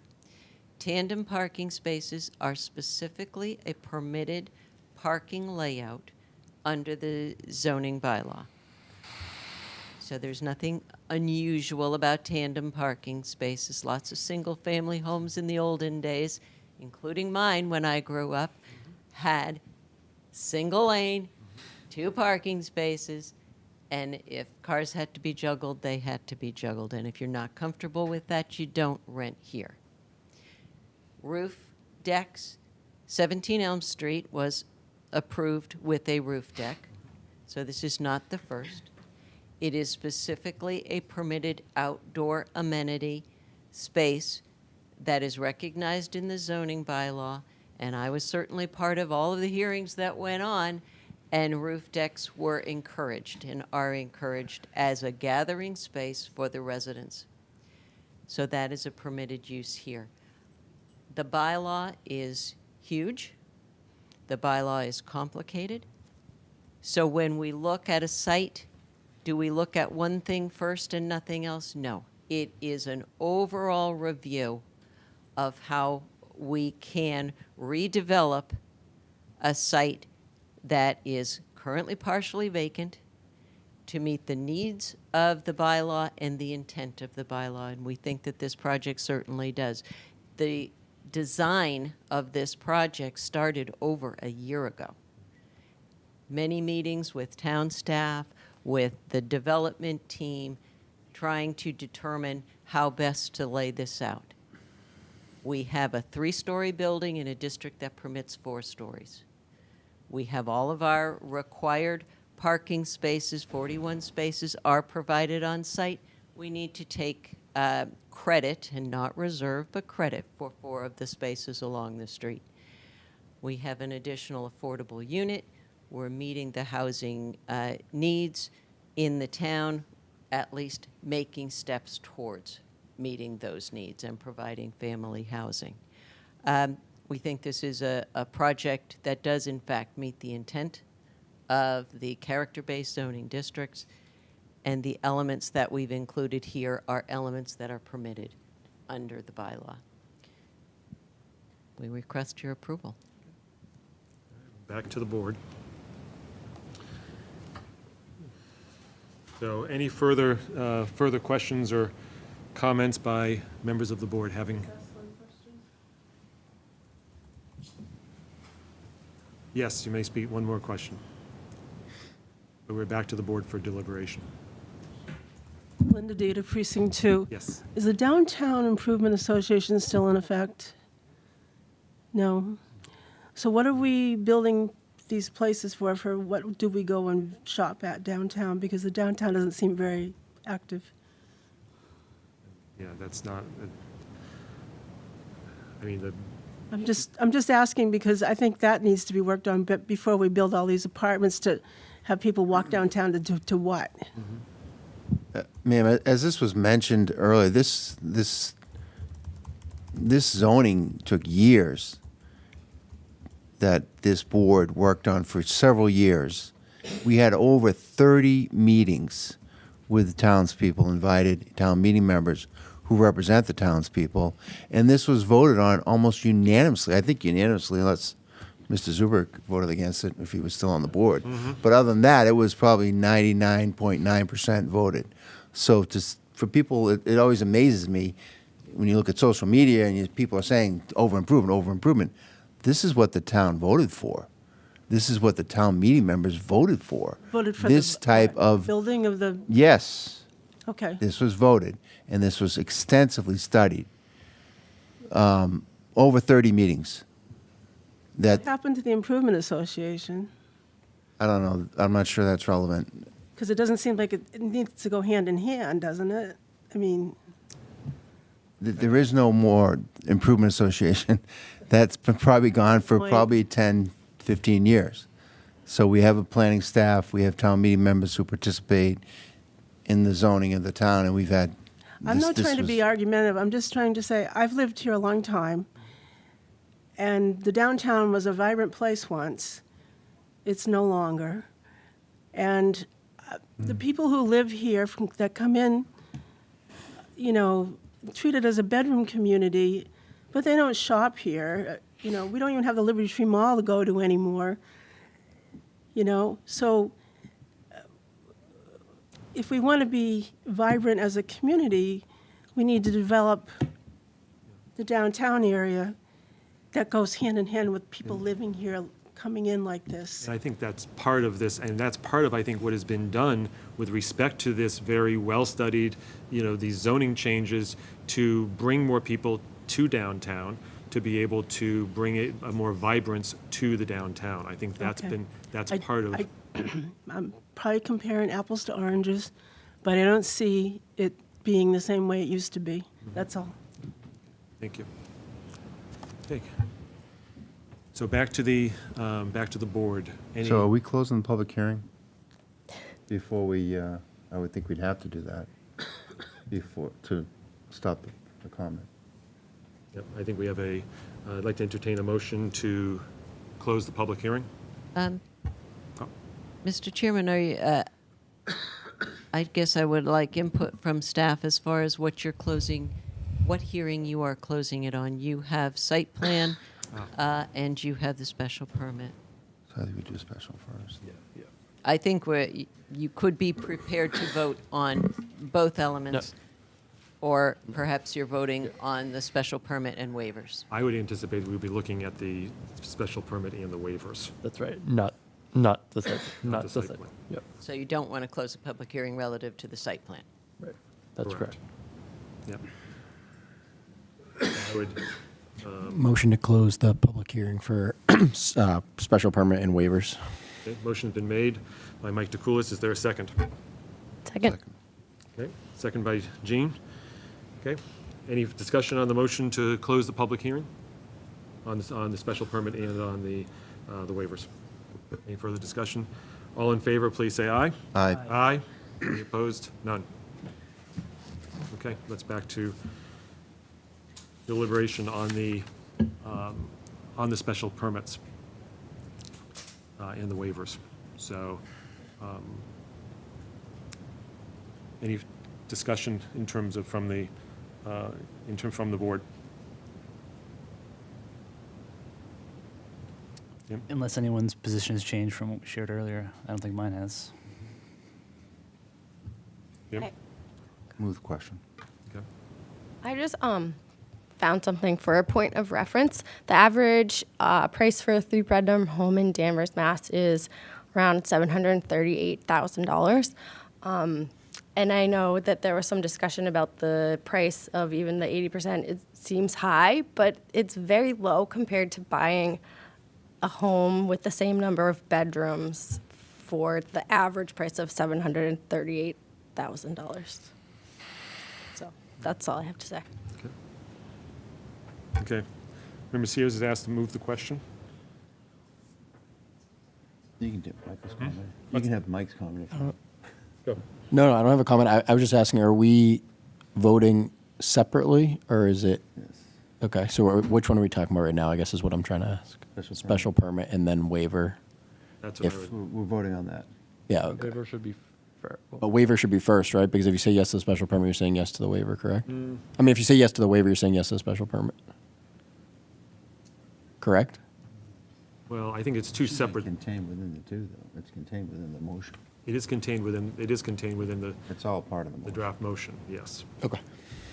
Which covers, but I guess the question is, though, Right. is what is the will of the board in terms of, I know we've had, so we would need to have a motion on, because it's contained within it. And I know we've talked about certain members have, I think they have a number in mind in terms of either special permit or the, I'm not sure you can do that. I think you have to vote on the motion as presented with the members. You can't bifurcate the motion. We have a motion, and it's going to be voted on by the 5 members of the board. The applicant needs a majority of votes for it to pass. Simple as that. Right. Mr. Chairman, you don't have a motion, so, at all, right now. The applicant requested various things. You should be making a motion on each of the items, each of the special permits that have been requested and voting on each. The decision that's ultimately written Right. can be written as kind of a combination, this is what was granted, but you should be voting on each element, each special permit, Okay. and each waiver. And to Mr. DeCoulis's point, yes, I think you have to vote the special permit first, and then the waiver. Or the density or the number. I The think that- density special permit first, and then the waiver. Okay. So then, Yeah. it's The really, way it's presented to us is it's Right. all one motion. It's like one decision, but Decision. we could, but based on the will of the board, I think we can break it down Yeah. in terms of. Yes, I think that's and as fine. the applicant's requesting, I think we can break it down to a specific motion as to a grant of a special permit, and then a specific motion as to a waiver as well. I think that's okay. I Right, think. and that was how it was actually advertised, is separate elements, so you should be voting on each separately. Okay. So I'll turn to the clerk in terms of, I know we have a draft. So I'm reading the special permits first. Or the site, special permits. I guess the question is, do we do a separate motion, that's- first, then it's, I think that's probably cleaner, right? And then it Separate could be all motions. in one decision. But, So it's all or nothing. yeah, I think that, why don't we have a motion on the density, right? And then we'll just go special, there's several special permits, there's Right. not just one. So why don't we just vote on, Well, there's several, or, essentially waivers to get to. right, there's specific waivers that are requested, okay? And then there are also, and then there's also the special permits. And I think it makes sense to go through the special permit Except, first. sure, except that one waiver. It's just that waiver of the density is sort of like a different one in a way compared to the other ones, but Yeah, it's fine. I think the draft decision that, that I believe you have actually sets this up very easily for you to vote on each separate element. So you would do each special permit. You have 1, 2, 3, Right. and then you have 2 waivers. So you should have a motion for each of the 3 special permits separately and vote on those, and then a motion on each of the 2 waivers. And that, What's the second, the two, that's the, when you say 2 waivers, are you referring to the height and then referring to? oh, maybe there's 3. There's the density one, and then there's the building step back, Right. and there's the trees. Right, okay, right. Okay, so those are the 3 waivers. Okay. Done it this way, but, never done it this way. Hmm? We've never done this before, Yeah. separately like that. Mm-hmm. You have a motion, you vote on it. I don't have a. So what, if we? Attorney DeLuca, you got a cell phone? But it's like, if we read this, so what we normally do, we just read this decision, and that would be the motion. Right. So you're saying, Jim, and you're saying you want to up, down, Well, I don't In- remember ever, in my 30 years, never done that. We've never picked apart a motion. The motion, we've got it laid out there. People either agree with it or they disagree with it. Whether Okay. I think, it's obvious potentially that the feeling of the board, potentially.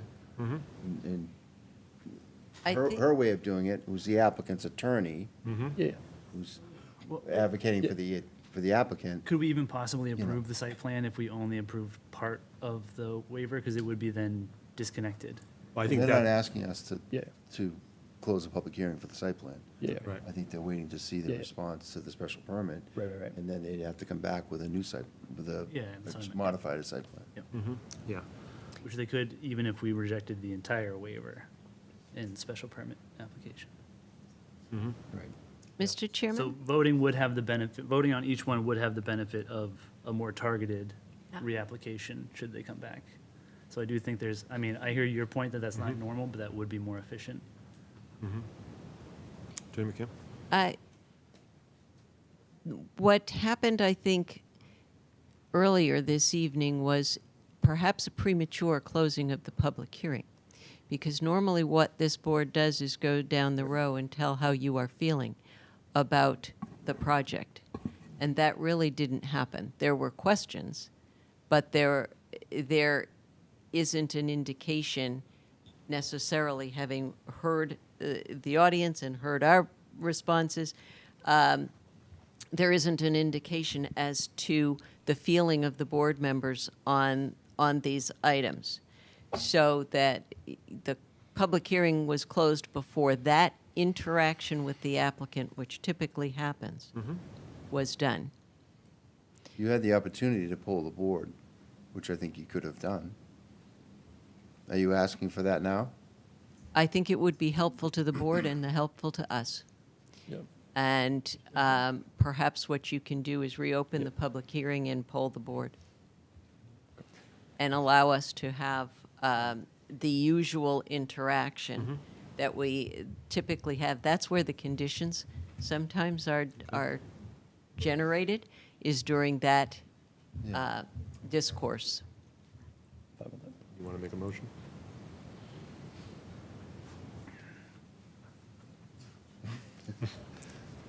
I'm fine with, I make a motion that we reopen the public hearing for the special permit and waivers for the sole purpose of polling the board as to their opinion. Okay. Well, and allowing the back and forth that we usually have during that process. Between the app? I think You're we- either reopening the public hearing or you're not, so.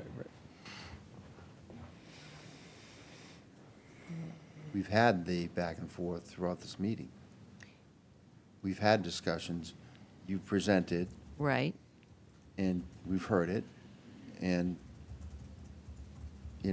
if the board votes against the number, the density issue, then you have the ability to come back with a different plan, because we haven't closed the public hearing as to the site plan. No, I would disagree with that. If you vote against it, then Vote against the waivers. I beg your pardon? Sorry, voting Ms. Rigucci, currently, right now, the public hearing's closed, so just, sorry. The waivers. So you guys want to open it for yourselves? What a joke. It's not opening it for ourselves.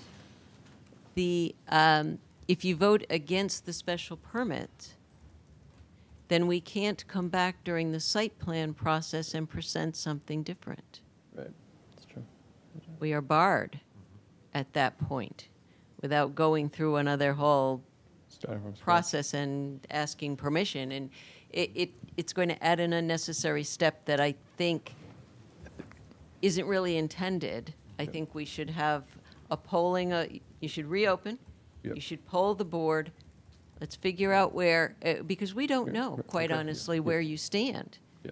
And we normally have that, that information in that back and forth. And we could hear something from you, and we could say, well, we want to address that, we want to continue to, and come back, or something like that. We don't know. We don't know right now. And that's not how this board typically works. Jim, you moved. Ever. Jim, you moved to reopen the public hearing. Are you willing to move to reopen the public hearing just as a straightforward? Yep. Okay.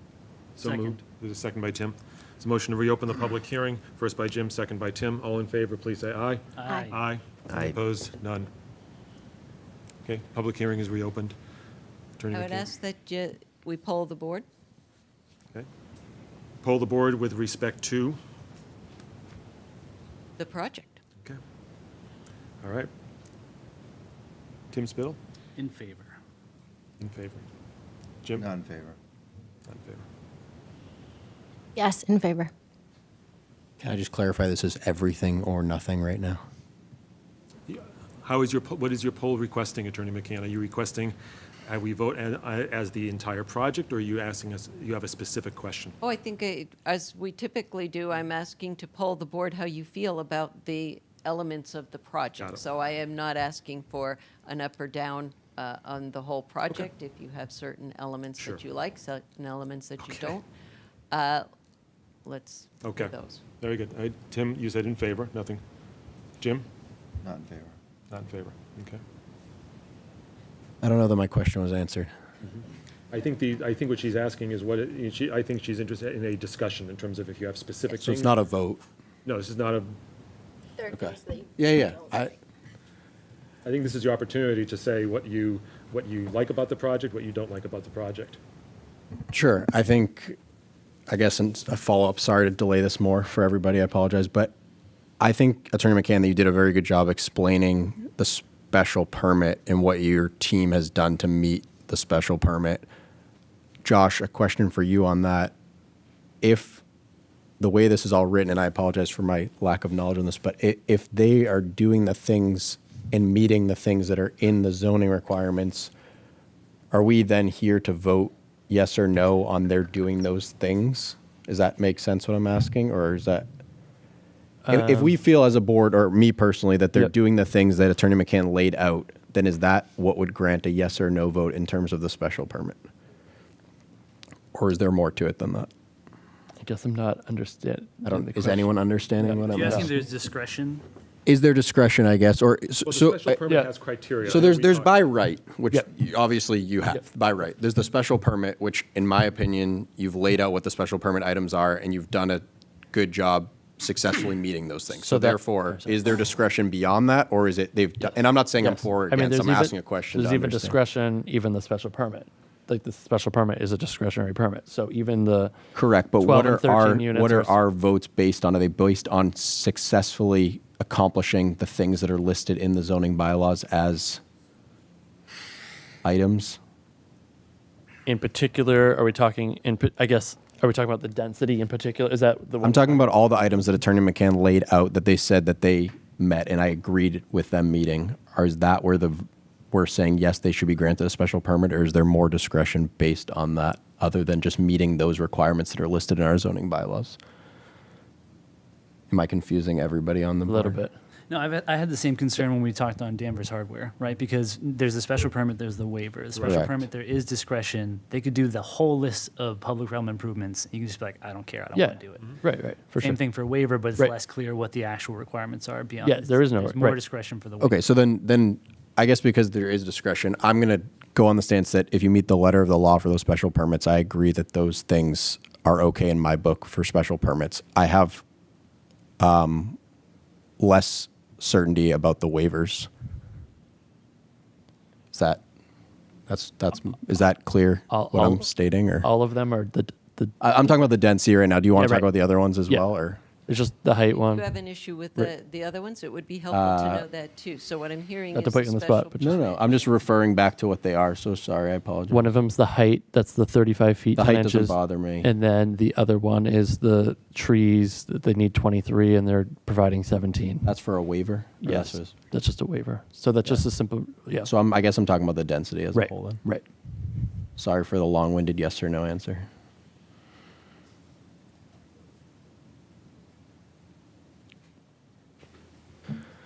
Back to you, Lou.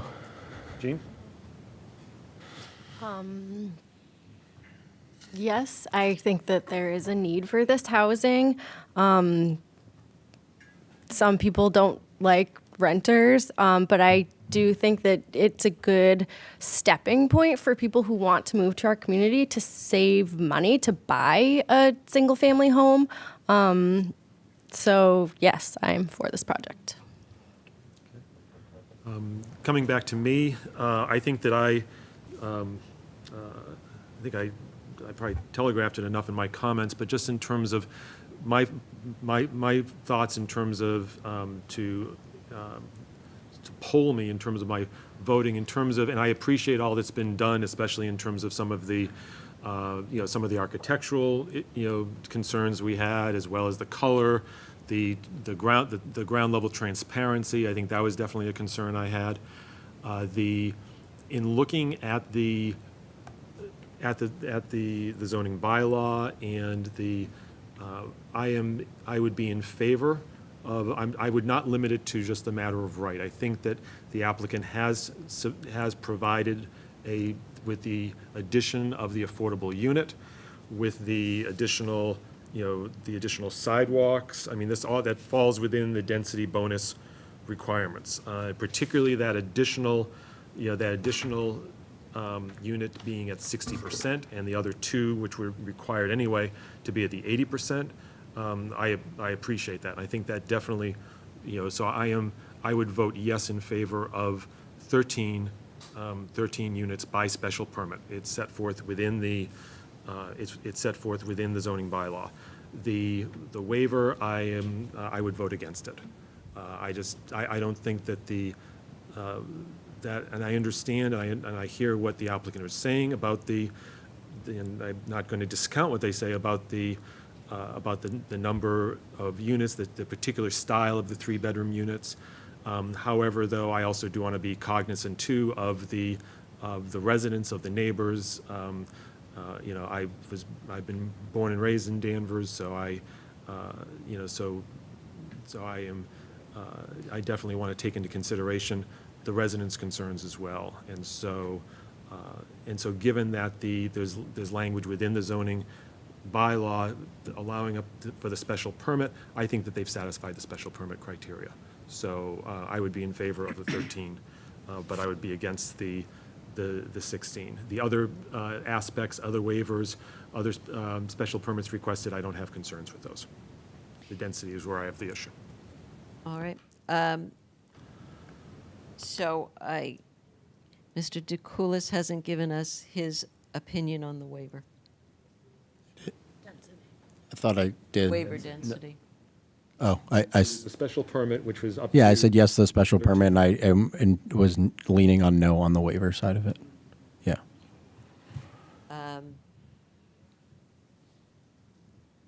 Can I have a moment with my client?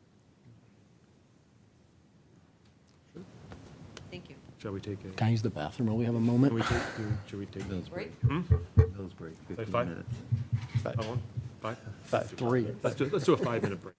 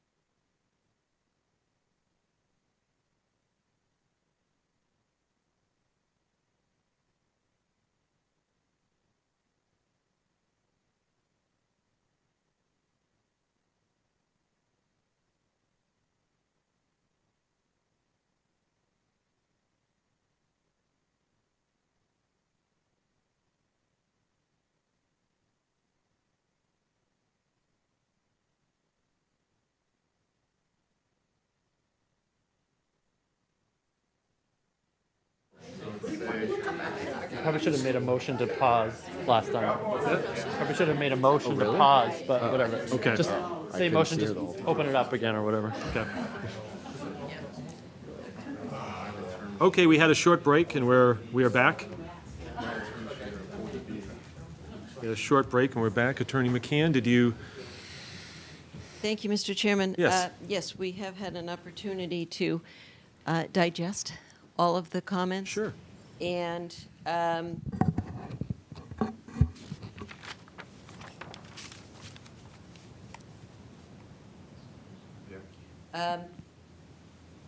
we would like to proceed forward with the 16 units as proposed, and we would do 2 of the affordable units at 60% AMI and 1 at 80%.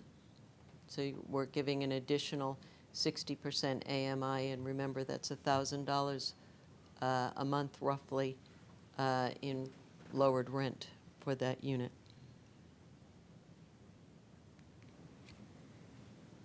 Would that make a difference to board members who were opposed to that waiver? Okay. Are you asking for a few further Yes. poll? Please. Okay. Because those who are not in favor of the waiver, Jim? Yeah, I'm still stuck at 13. Mm-hmm. That Okay. doesn't move the needle.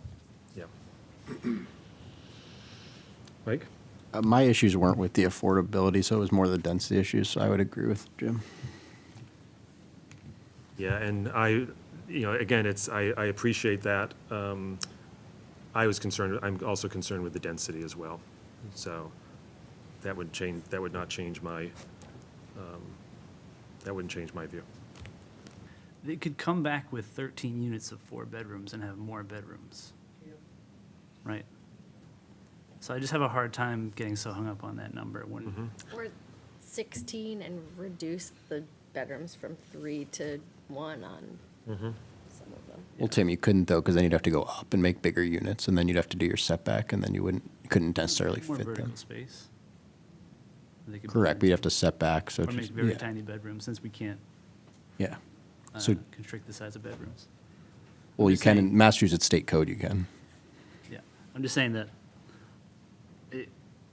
it feels like we're close. We're gonna stick on the 13. It's gonna be the same size building, can be almost the same number of bedrooms. I think part of mine leans on the fact that it's not as if the zoning is super outdated, it's relatively new, and I think that if we just have zoning, and if we're not gonna even look at it, then that's what I guess my concern is, because then if it's one building and then the next building and the next building and the next building, then what's the point of having the zoning bylaws, I guess is where I'm like kind of stuck on. That's sort of my opinion. I don't disagree with you, Tim. I think that we need housing. I think that, yes, they could come back with more bedrooms. I think that all those things are possible. I think I don't have an issue with a lot of the things people said tonight. I think that's where I'm kind of hung up is what's the point of the zoning bylaws if we're just going to continue to bypass them? And that's right. And I'm not saying it doesn't mean that 16 isn't the right number. Maybe it is. I mean, I agree that we need housing. I just like, that's where I'm like, the point of us being on the board, I feel like, is to read the letter of the law. And Well, they're getting 2 extra units with 13 than what they're allowed by the Yeah. law. correct. So by conceding 13, we've gone a long way. They're But getting we've 2 given an extra units. Affordable unit. Pardon? We've given an extra affordable unit to get to the We're aware of 13. that. Right, to get to that special permit. But you're allowed by right 11. Mhm. You're asking for 16 like any good developer would, and, we're willing to give you 2 extra. At least, it sounds like some of us are. Yeah. And I guess where I'm falling to is just and I think the additional affordable unit, that gets you to me, that gets you to the special permit. But I'm just concerned, I'm concerned about the density. I'm concerned about, again, I think picking up on what Mike said too, the recency of these, of these bylaws being revised, and that you can go up to,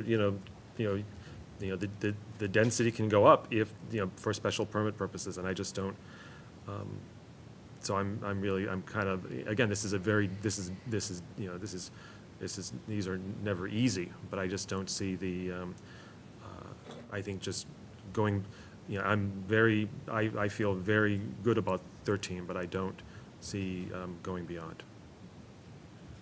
And the proposal that this project came in on was to have 3 affordable units.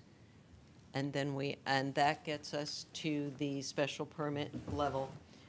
We added in the 60% AMI for one of the units to get us to the waiver. Right? We took one of those affordable, you're looking at me confused, one of the affordable units. We made that 60% AMI to help with the waiver request to get to 16 units. If we go to the 13 units, which is the special permit level with the additional affordable unit, all of the affordable units would need to be at the 80% AMI, which is what the bylaw calls for.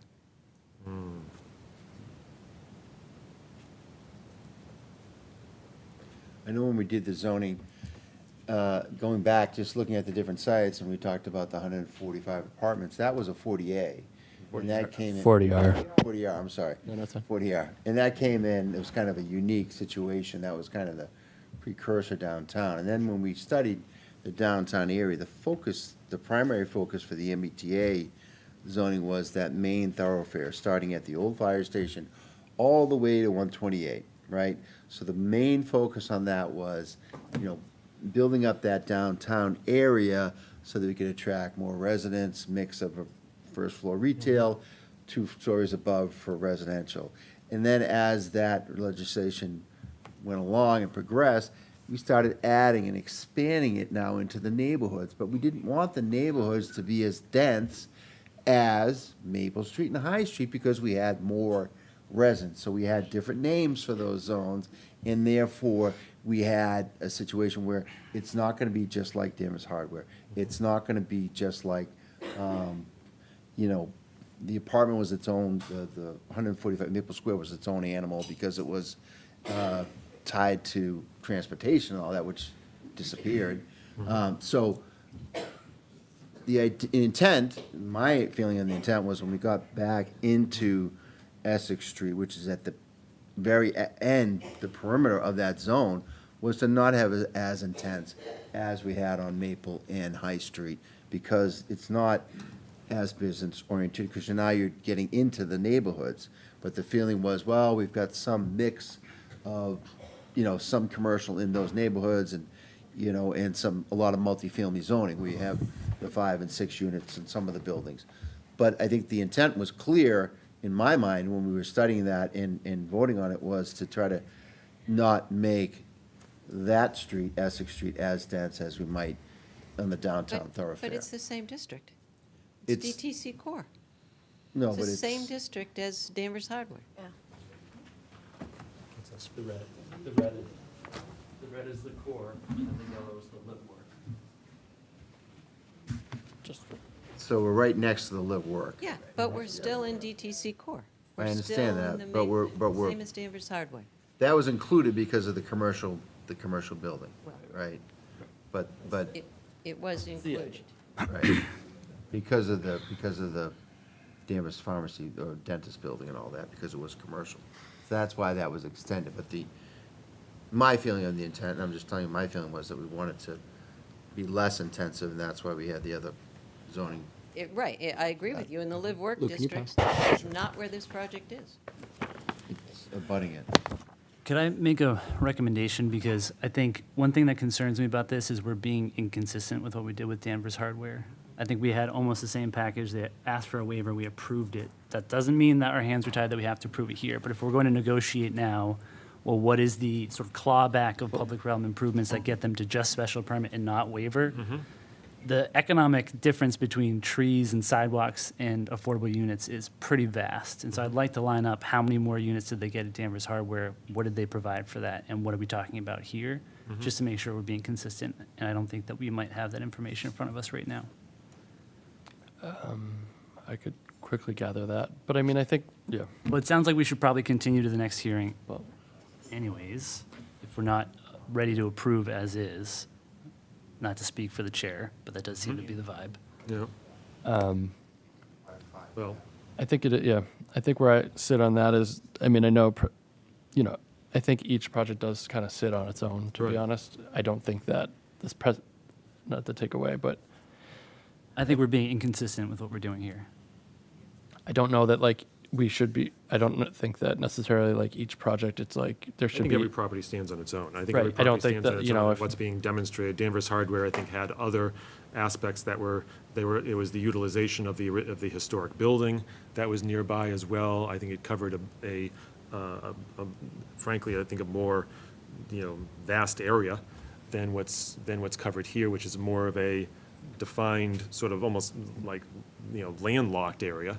So that's where I have some of these concerns about density. And so that's where I'm, and that's where and again, I haven't seen the sort of the support for the waiver. And frankly, even the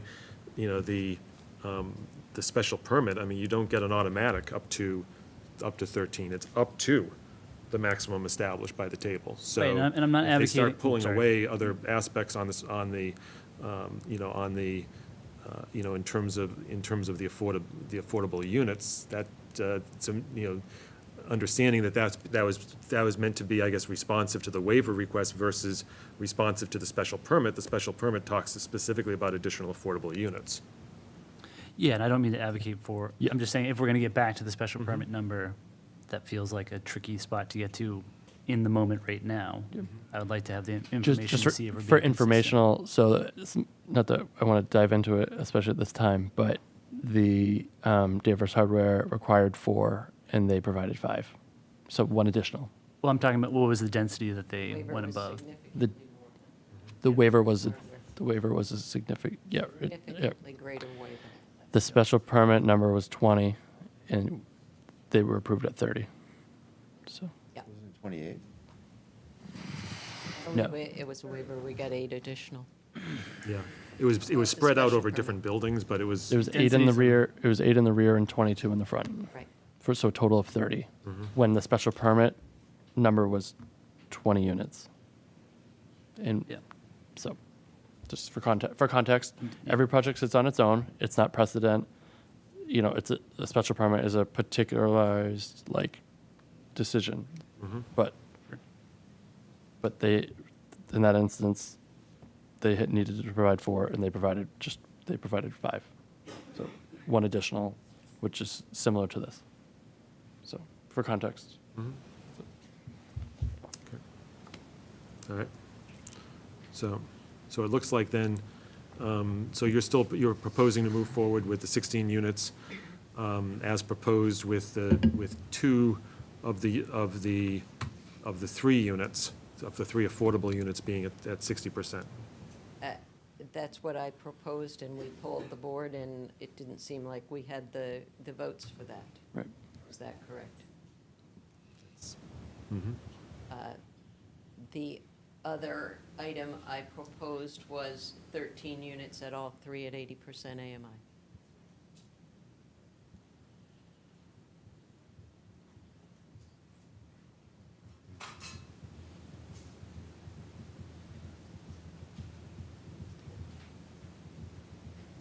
Would you like to poll the board as to that Yes, proposal? Tim? In favor. Jim? In favor. Mike? In favor, do they have to come back to present that new? No. Now, or no, that's just, and then they'll come back for site plan, or how does that work? Yeah, well, yes. Okay, so yeah. Yes, in favor. I'm disappointed that the number of the 80% AMI is reduced, but I would vote in favor of the 13. And with regard to any of the other special permits or waivers, were there any issues with those? I think the board members were giving their opinion, for, at least to some of you, with regard to the density only. if we go forward with the 13 units by special permit, all three at 80% AMI, are board members all in favor of the other special permits and waivers that were requested? And I ask that because if that is the case, then we can go forward with the decision as written in one, in one motion. Sure. Just modify that. Is that going to change the parking tandem? Can we have less tandem parking? If you reduce by 3 units, can you? We have to come back for site plan. Right, right. Yeah, right. so we may be Well, I able to think tweak that. Yeah. if you're not going to build the parking, I think we'd rather have you have more parking. Please. Just Robert Johnson, applicant. So when we first brought this to the board, they actually asked us to reduce the parking because we had too much parking. So that was actually, planning staff's first opinion about it. So we actually had Not more the board. parking spaces. Not the board, No, the staff. no, just recommendation from them. So we actually pulled, parking spaces off the back, made it 41. So if we were to keep more, so I do projects in like Melrose. The less parking, the less cars. If you want 41 spots, you're going to get more cars. It's just inviting more cars if you want the parking. That's just my opinion. So to answer your question, you're not voting on site plan tonight. So if we, But aren't you getting a waiver? Are you getting a waiver for the tandem? no, That's just no, okay. tandem's But there permitted. there was a special permit related to the parking. To the parking, designating the street parking. four I'd sp- like you to go ahead and vote on that with the understanding that during the site plan phase, we may be able to eliminate that need. Right, But let's, right, sure. I would request that you go ahead and Understood. vote on that tonight.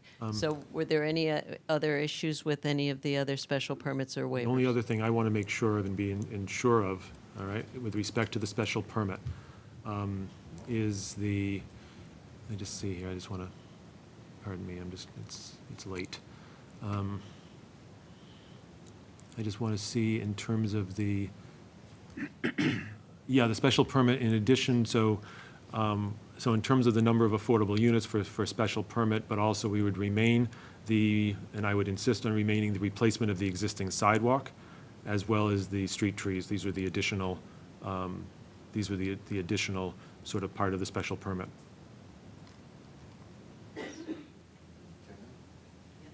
Yep, yes. Okay. So the only part of the special permit, at least as written here, that would be revised Right. would be the AMI. So you'd still have 3 affordable units, but they would be 80% AMI. Yes. Okay. So were there any other issues with any of the board members on any of the other special permits or waivers? Tim, anything further? Nope. Jim? No. I don't. No. Jean? Was the transparency anything part of that or no? Yeah, but it was improved upon as from last time. But it doesn't meet It doesn't meet zoning. No, because it's 60%. That's going to be one of the special permits. That's what I'm asking. Yes. Yes. It's required to be 60, and it's now 34 on Elm. Yes. When just for informational, last meeting. 34 includes a dental building, or that's new? Do you have any idea what the new is off the top of your head? No, but I can tell you that the old original design was at 16. Right. And now we're up to 34. Okay. Yeah. No, Includes the entire. thanks. I'm good otherwise. All right. So I think we're, so Attorney McCann, are you? It sounds like the board has reached a consensus based on the polling, so that we could move forward as you more typically do with one motion, eliminating the 60% AMI, the other items. Reluctantly. So, Lou, do we need to close the guess. public hearing? We will in a moment, Yeah. yeah. Okay. just for informational, for whoever's gonna, if that's just the way this seems to be going, when we do the motion, you wouldn't read this the way it doesn't that waiver, that first waiver about, Has to be revised on the fly. or it just has to be Yeah. just not read, not said. Basically, just don't read that. The waiver about the density one, and then Yeah, just just the mention of the 60% area mean income that's mentioned a couple times. Yeah, and I So think- Gene, just that first waiver, the density waiver on the bottom of page 1. Okay. That shouldn't be included in the motion if that's not what the And- board wants to do. And the special And the permit is special permit. adjusted to Yes. To cross out the one of when the it says three when it affordable says housing units. 20 when it says 16 units, say 13 units. And it also shouldn't say instead, to 28 Right. units per acre. It should be to 24 units Correct, per acre, correct. which is the special permit criteria. Exactly. And then I think So the planning board grants a waiver and a special permit, I would say just a special permit. Correct. And then I would adjust the number. yes, And- me and Lou can help you. I guess. Okay, I think I got it, but I will. Yep. Okay, I need to Yeah. entertain a motion to close the public hearing. So moved. For just should you say for the special permit? For the Special I'm permit sorry, for the part of special it. permit part. Sorry, just not to be that person. Say it again, just one more time. Motion to close the public hearing for the special permit And waivers. and waivers. Second. Section. Second. Okay, there's a motion. All in favor, please say aye. Aye. Aye. Any opposed? None. Public hearing is closed. Back to the matter at hand. So turn it to the clerk to read in a motion for the grant of special permits and waivers. Okay. It's 5 pages long. Grant of special permits for 83 Elm Street and 5 Essex Street. Date of application, May 2nd, 2025. Date of hearings, May 27th, 2025. June 10th, 2025, no testimony. July 22nd, 2025. Date of decision, July 22nd, 2025. This is to certify that at a meeting of the Danvers. Yep. Sorry. This already needed. Yep. I already need to change that first sentence. But yeah, that was the typo by me. Held on June. Keep going. Oh, okay. Held on. I wasn't there yet. I know. Held on July 22nd, 2025, having been requested under section 18.4.b, 18.5.d.5.a, and section 18.13 of the zoning bylaw for property located at 83 Elm Street, Assessors Map 51, Lot 250, and 5 Essex Street, Assessors Map 51, Lot 249. It was voted to approve the requests submitted by MJP Properties Incorporated and Johnson Construction Management LLC for special permits to allow a mixed-use building shown on the following plans. 83 Elm Street, Danvers, Mass. 01923, architectural plans prepared by Context Workshop dated June 20th, 2025, consisting of 36 sheets. Permit set plan proposed mixed-use development, 83 Elm Street and 5 Essex Street, Danvers, Mass. 01923, prepared by Fodera, did I say that right? Sorry, engineering, dated April 24th, 2025, revised to July 11th, 2025, consisting of 7 sheets. 83 Elm Street, landscape plan, Danvers, Mass. 01923, prepared by MDLA, dated June 20th, 2025, consisting of 2 sheets. Supporting material include lighting plan and associated detail sheets. Stormwater report prepared by Fodera Engineering, Hancock Associates, Sorry, that's a mistake. Yep. not Hancock Associates. Dated January 21st, 2025, revised to July 11th, 2025, and tree study prepared by Plant Healthcare Consultants Incorporated, dated June 2nd, 2025. I don't read the waivers. Special permits. 1, Section 18.4.b, density bonus requirements. The planning board grants a special permit for the development to exceed the special permit To meet the special permit. Yeah. to meet the special permit density of 24 units per acre, 13 residential units. The public benefits provided with this development are the following. 1 additional affordable housing unit above what is required for a total of 3 affordable housing units at 80% AMI. I mean, you don't even have to I say don't that. have to That's say fine. that. Just leave Okay. the period. Yeah. B, replacement of existing sidewalks with new concrete sidewalk along Elm Street and Essex Street frontages. C, 2 street trees. The trees shall be planted/installed along Elm Street and/or Essex Street, and the installation of trees shall be coordinated with the Danvers Department of Public Works. 2, Section 18.5.d.5.a, parking reduction methods on street parking offset. The planning board grants a special permit pursuant to section 18.5.d.5.a of the zoning bylaw, parking reduction methods on street parking offset to allow 4 parking spaces located along the corresponding lot frontage to meet the minimum parking requirements. The following criteria have been considered. A, the supply and demand of public and private parking in the district. B, mobility management program and services. C, that parking provided in excess of the minimum requirement does not result in underutilized spaces, excessive impervious services.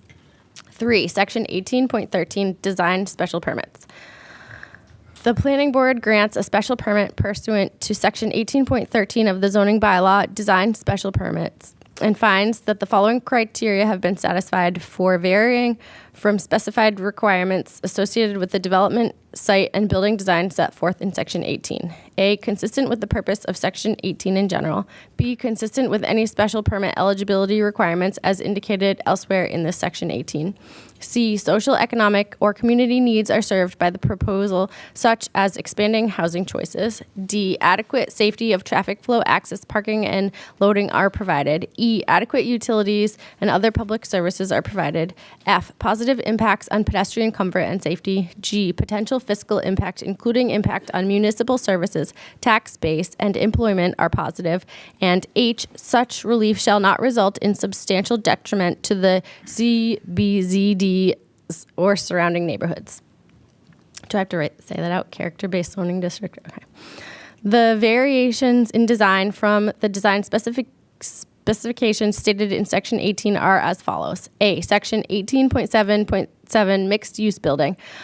1, side yard setback is required to be 15 feet, and the applicant proposes 6 feet and 13.9 feet in 2 respective locations. 2, street-facing transparency is required to be a minimum of 60% on the ground floor, and the applicant proposes 34% on Elm Street and 28% on Essex Street. Waivers from Section 18 of the zoning bylaw. 1, building step back and street enclosure.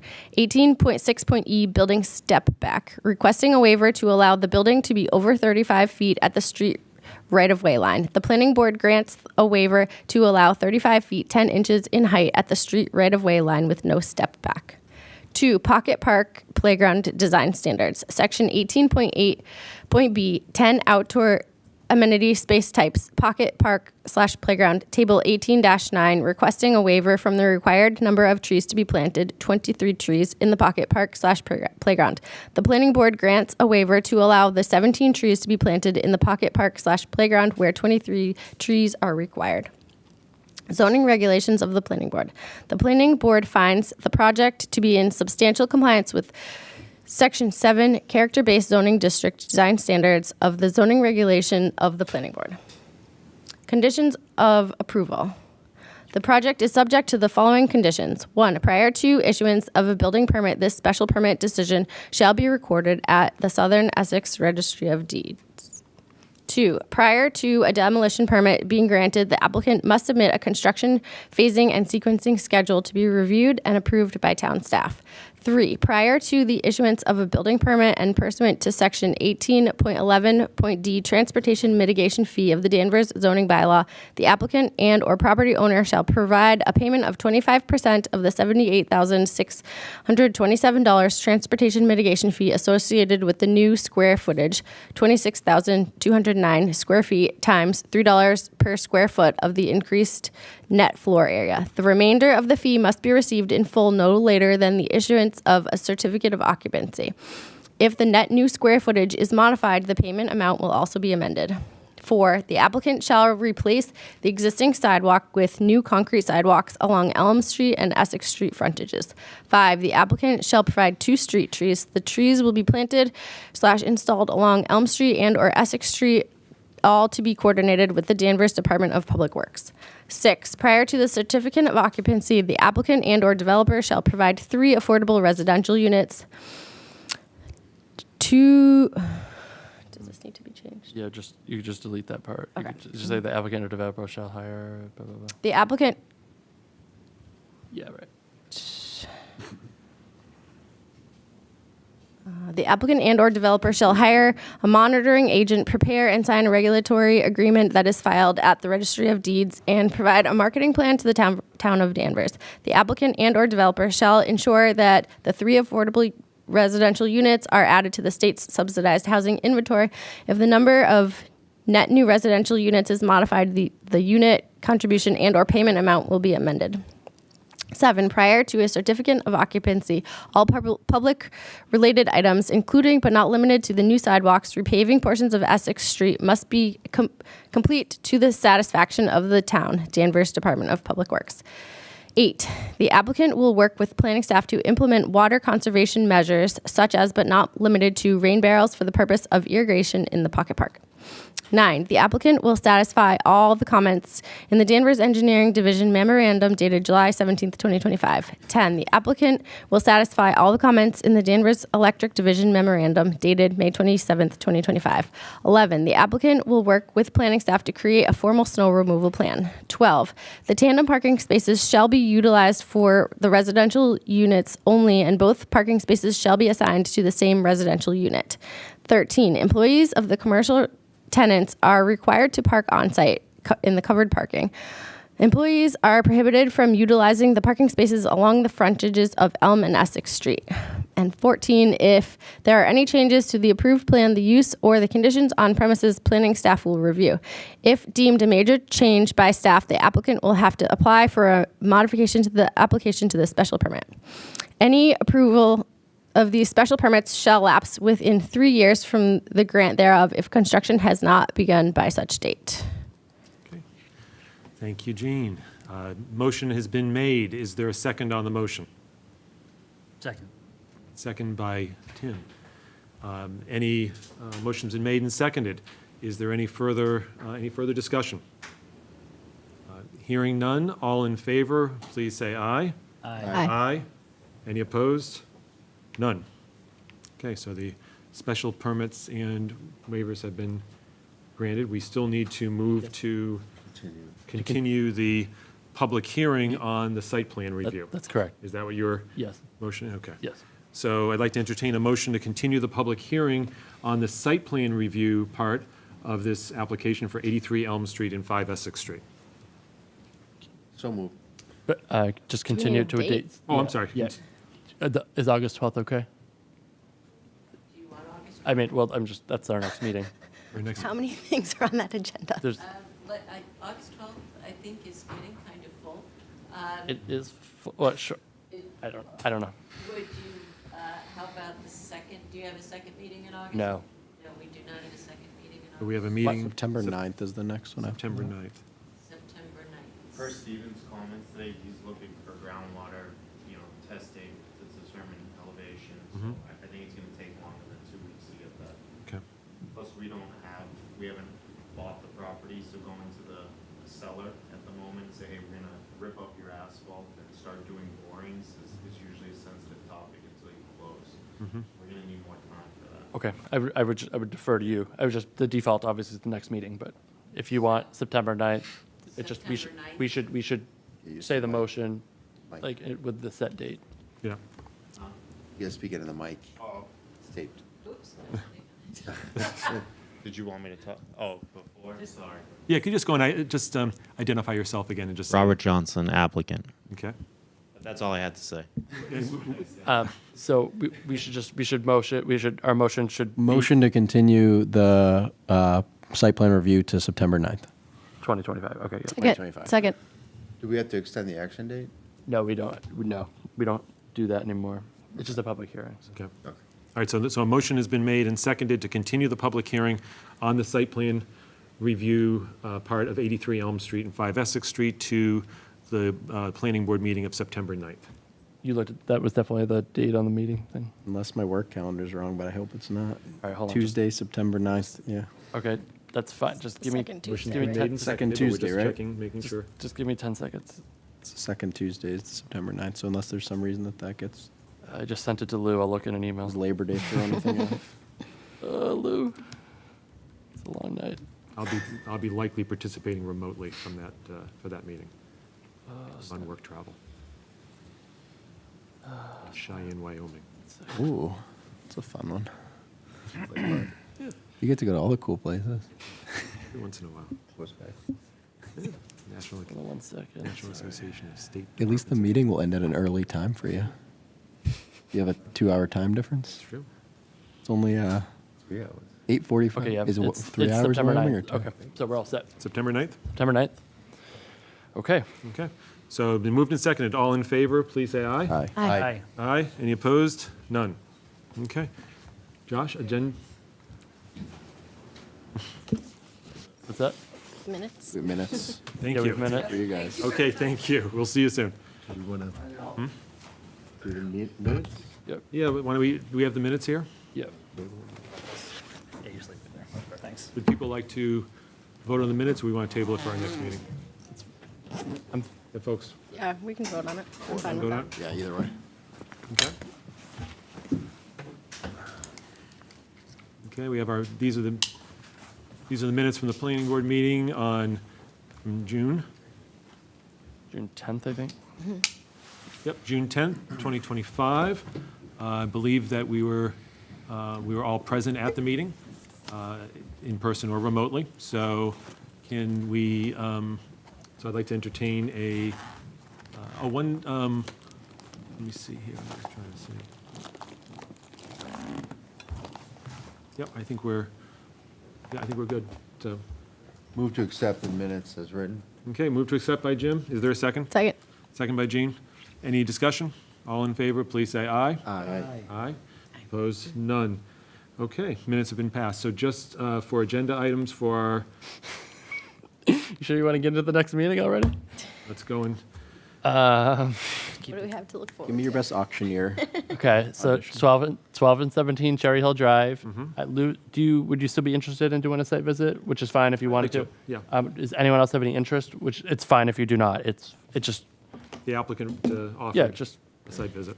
the day that it was weird. They picked it's late. The day that they picked the day that they wanted to do a site visit was like day that parking wasn't bad. So it was like, then why did you pick the date? You invited to the board and they don't even see a parking issue right now. It's like, why did you pick that only? Anyway.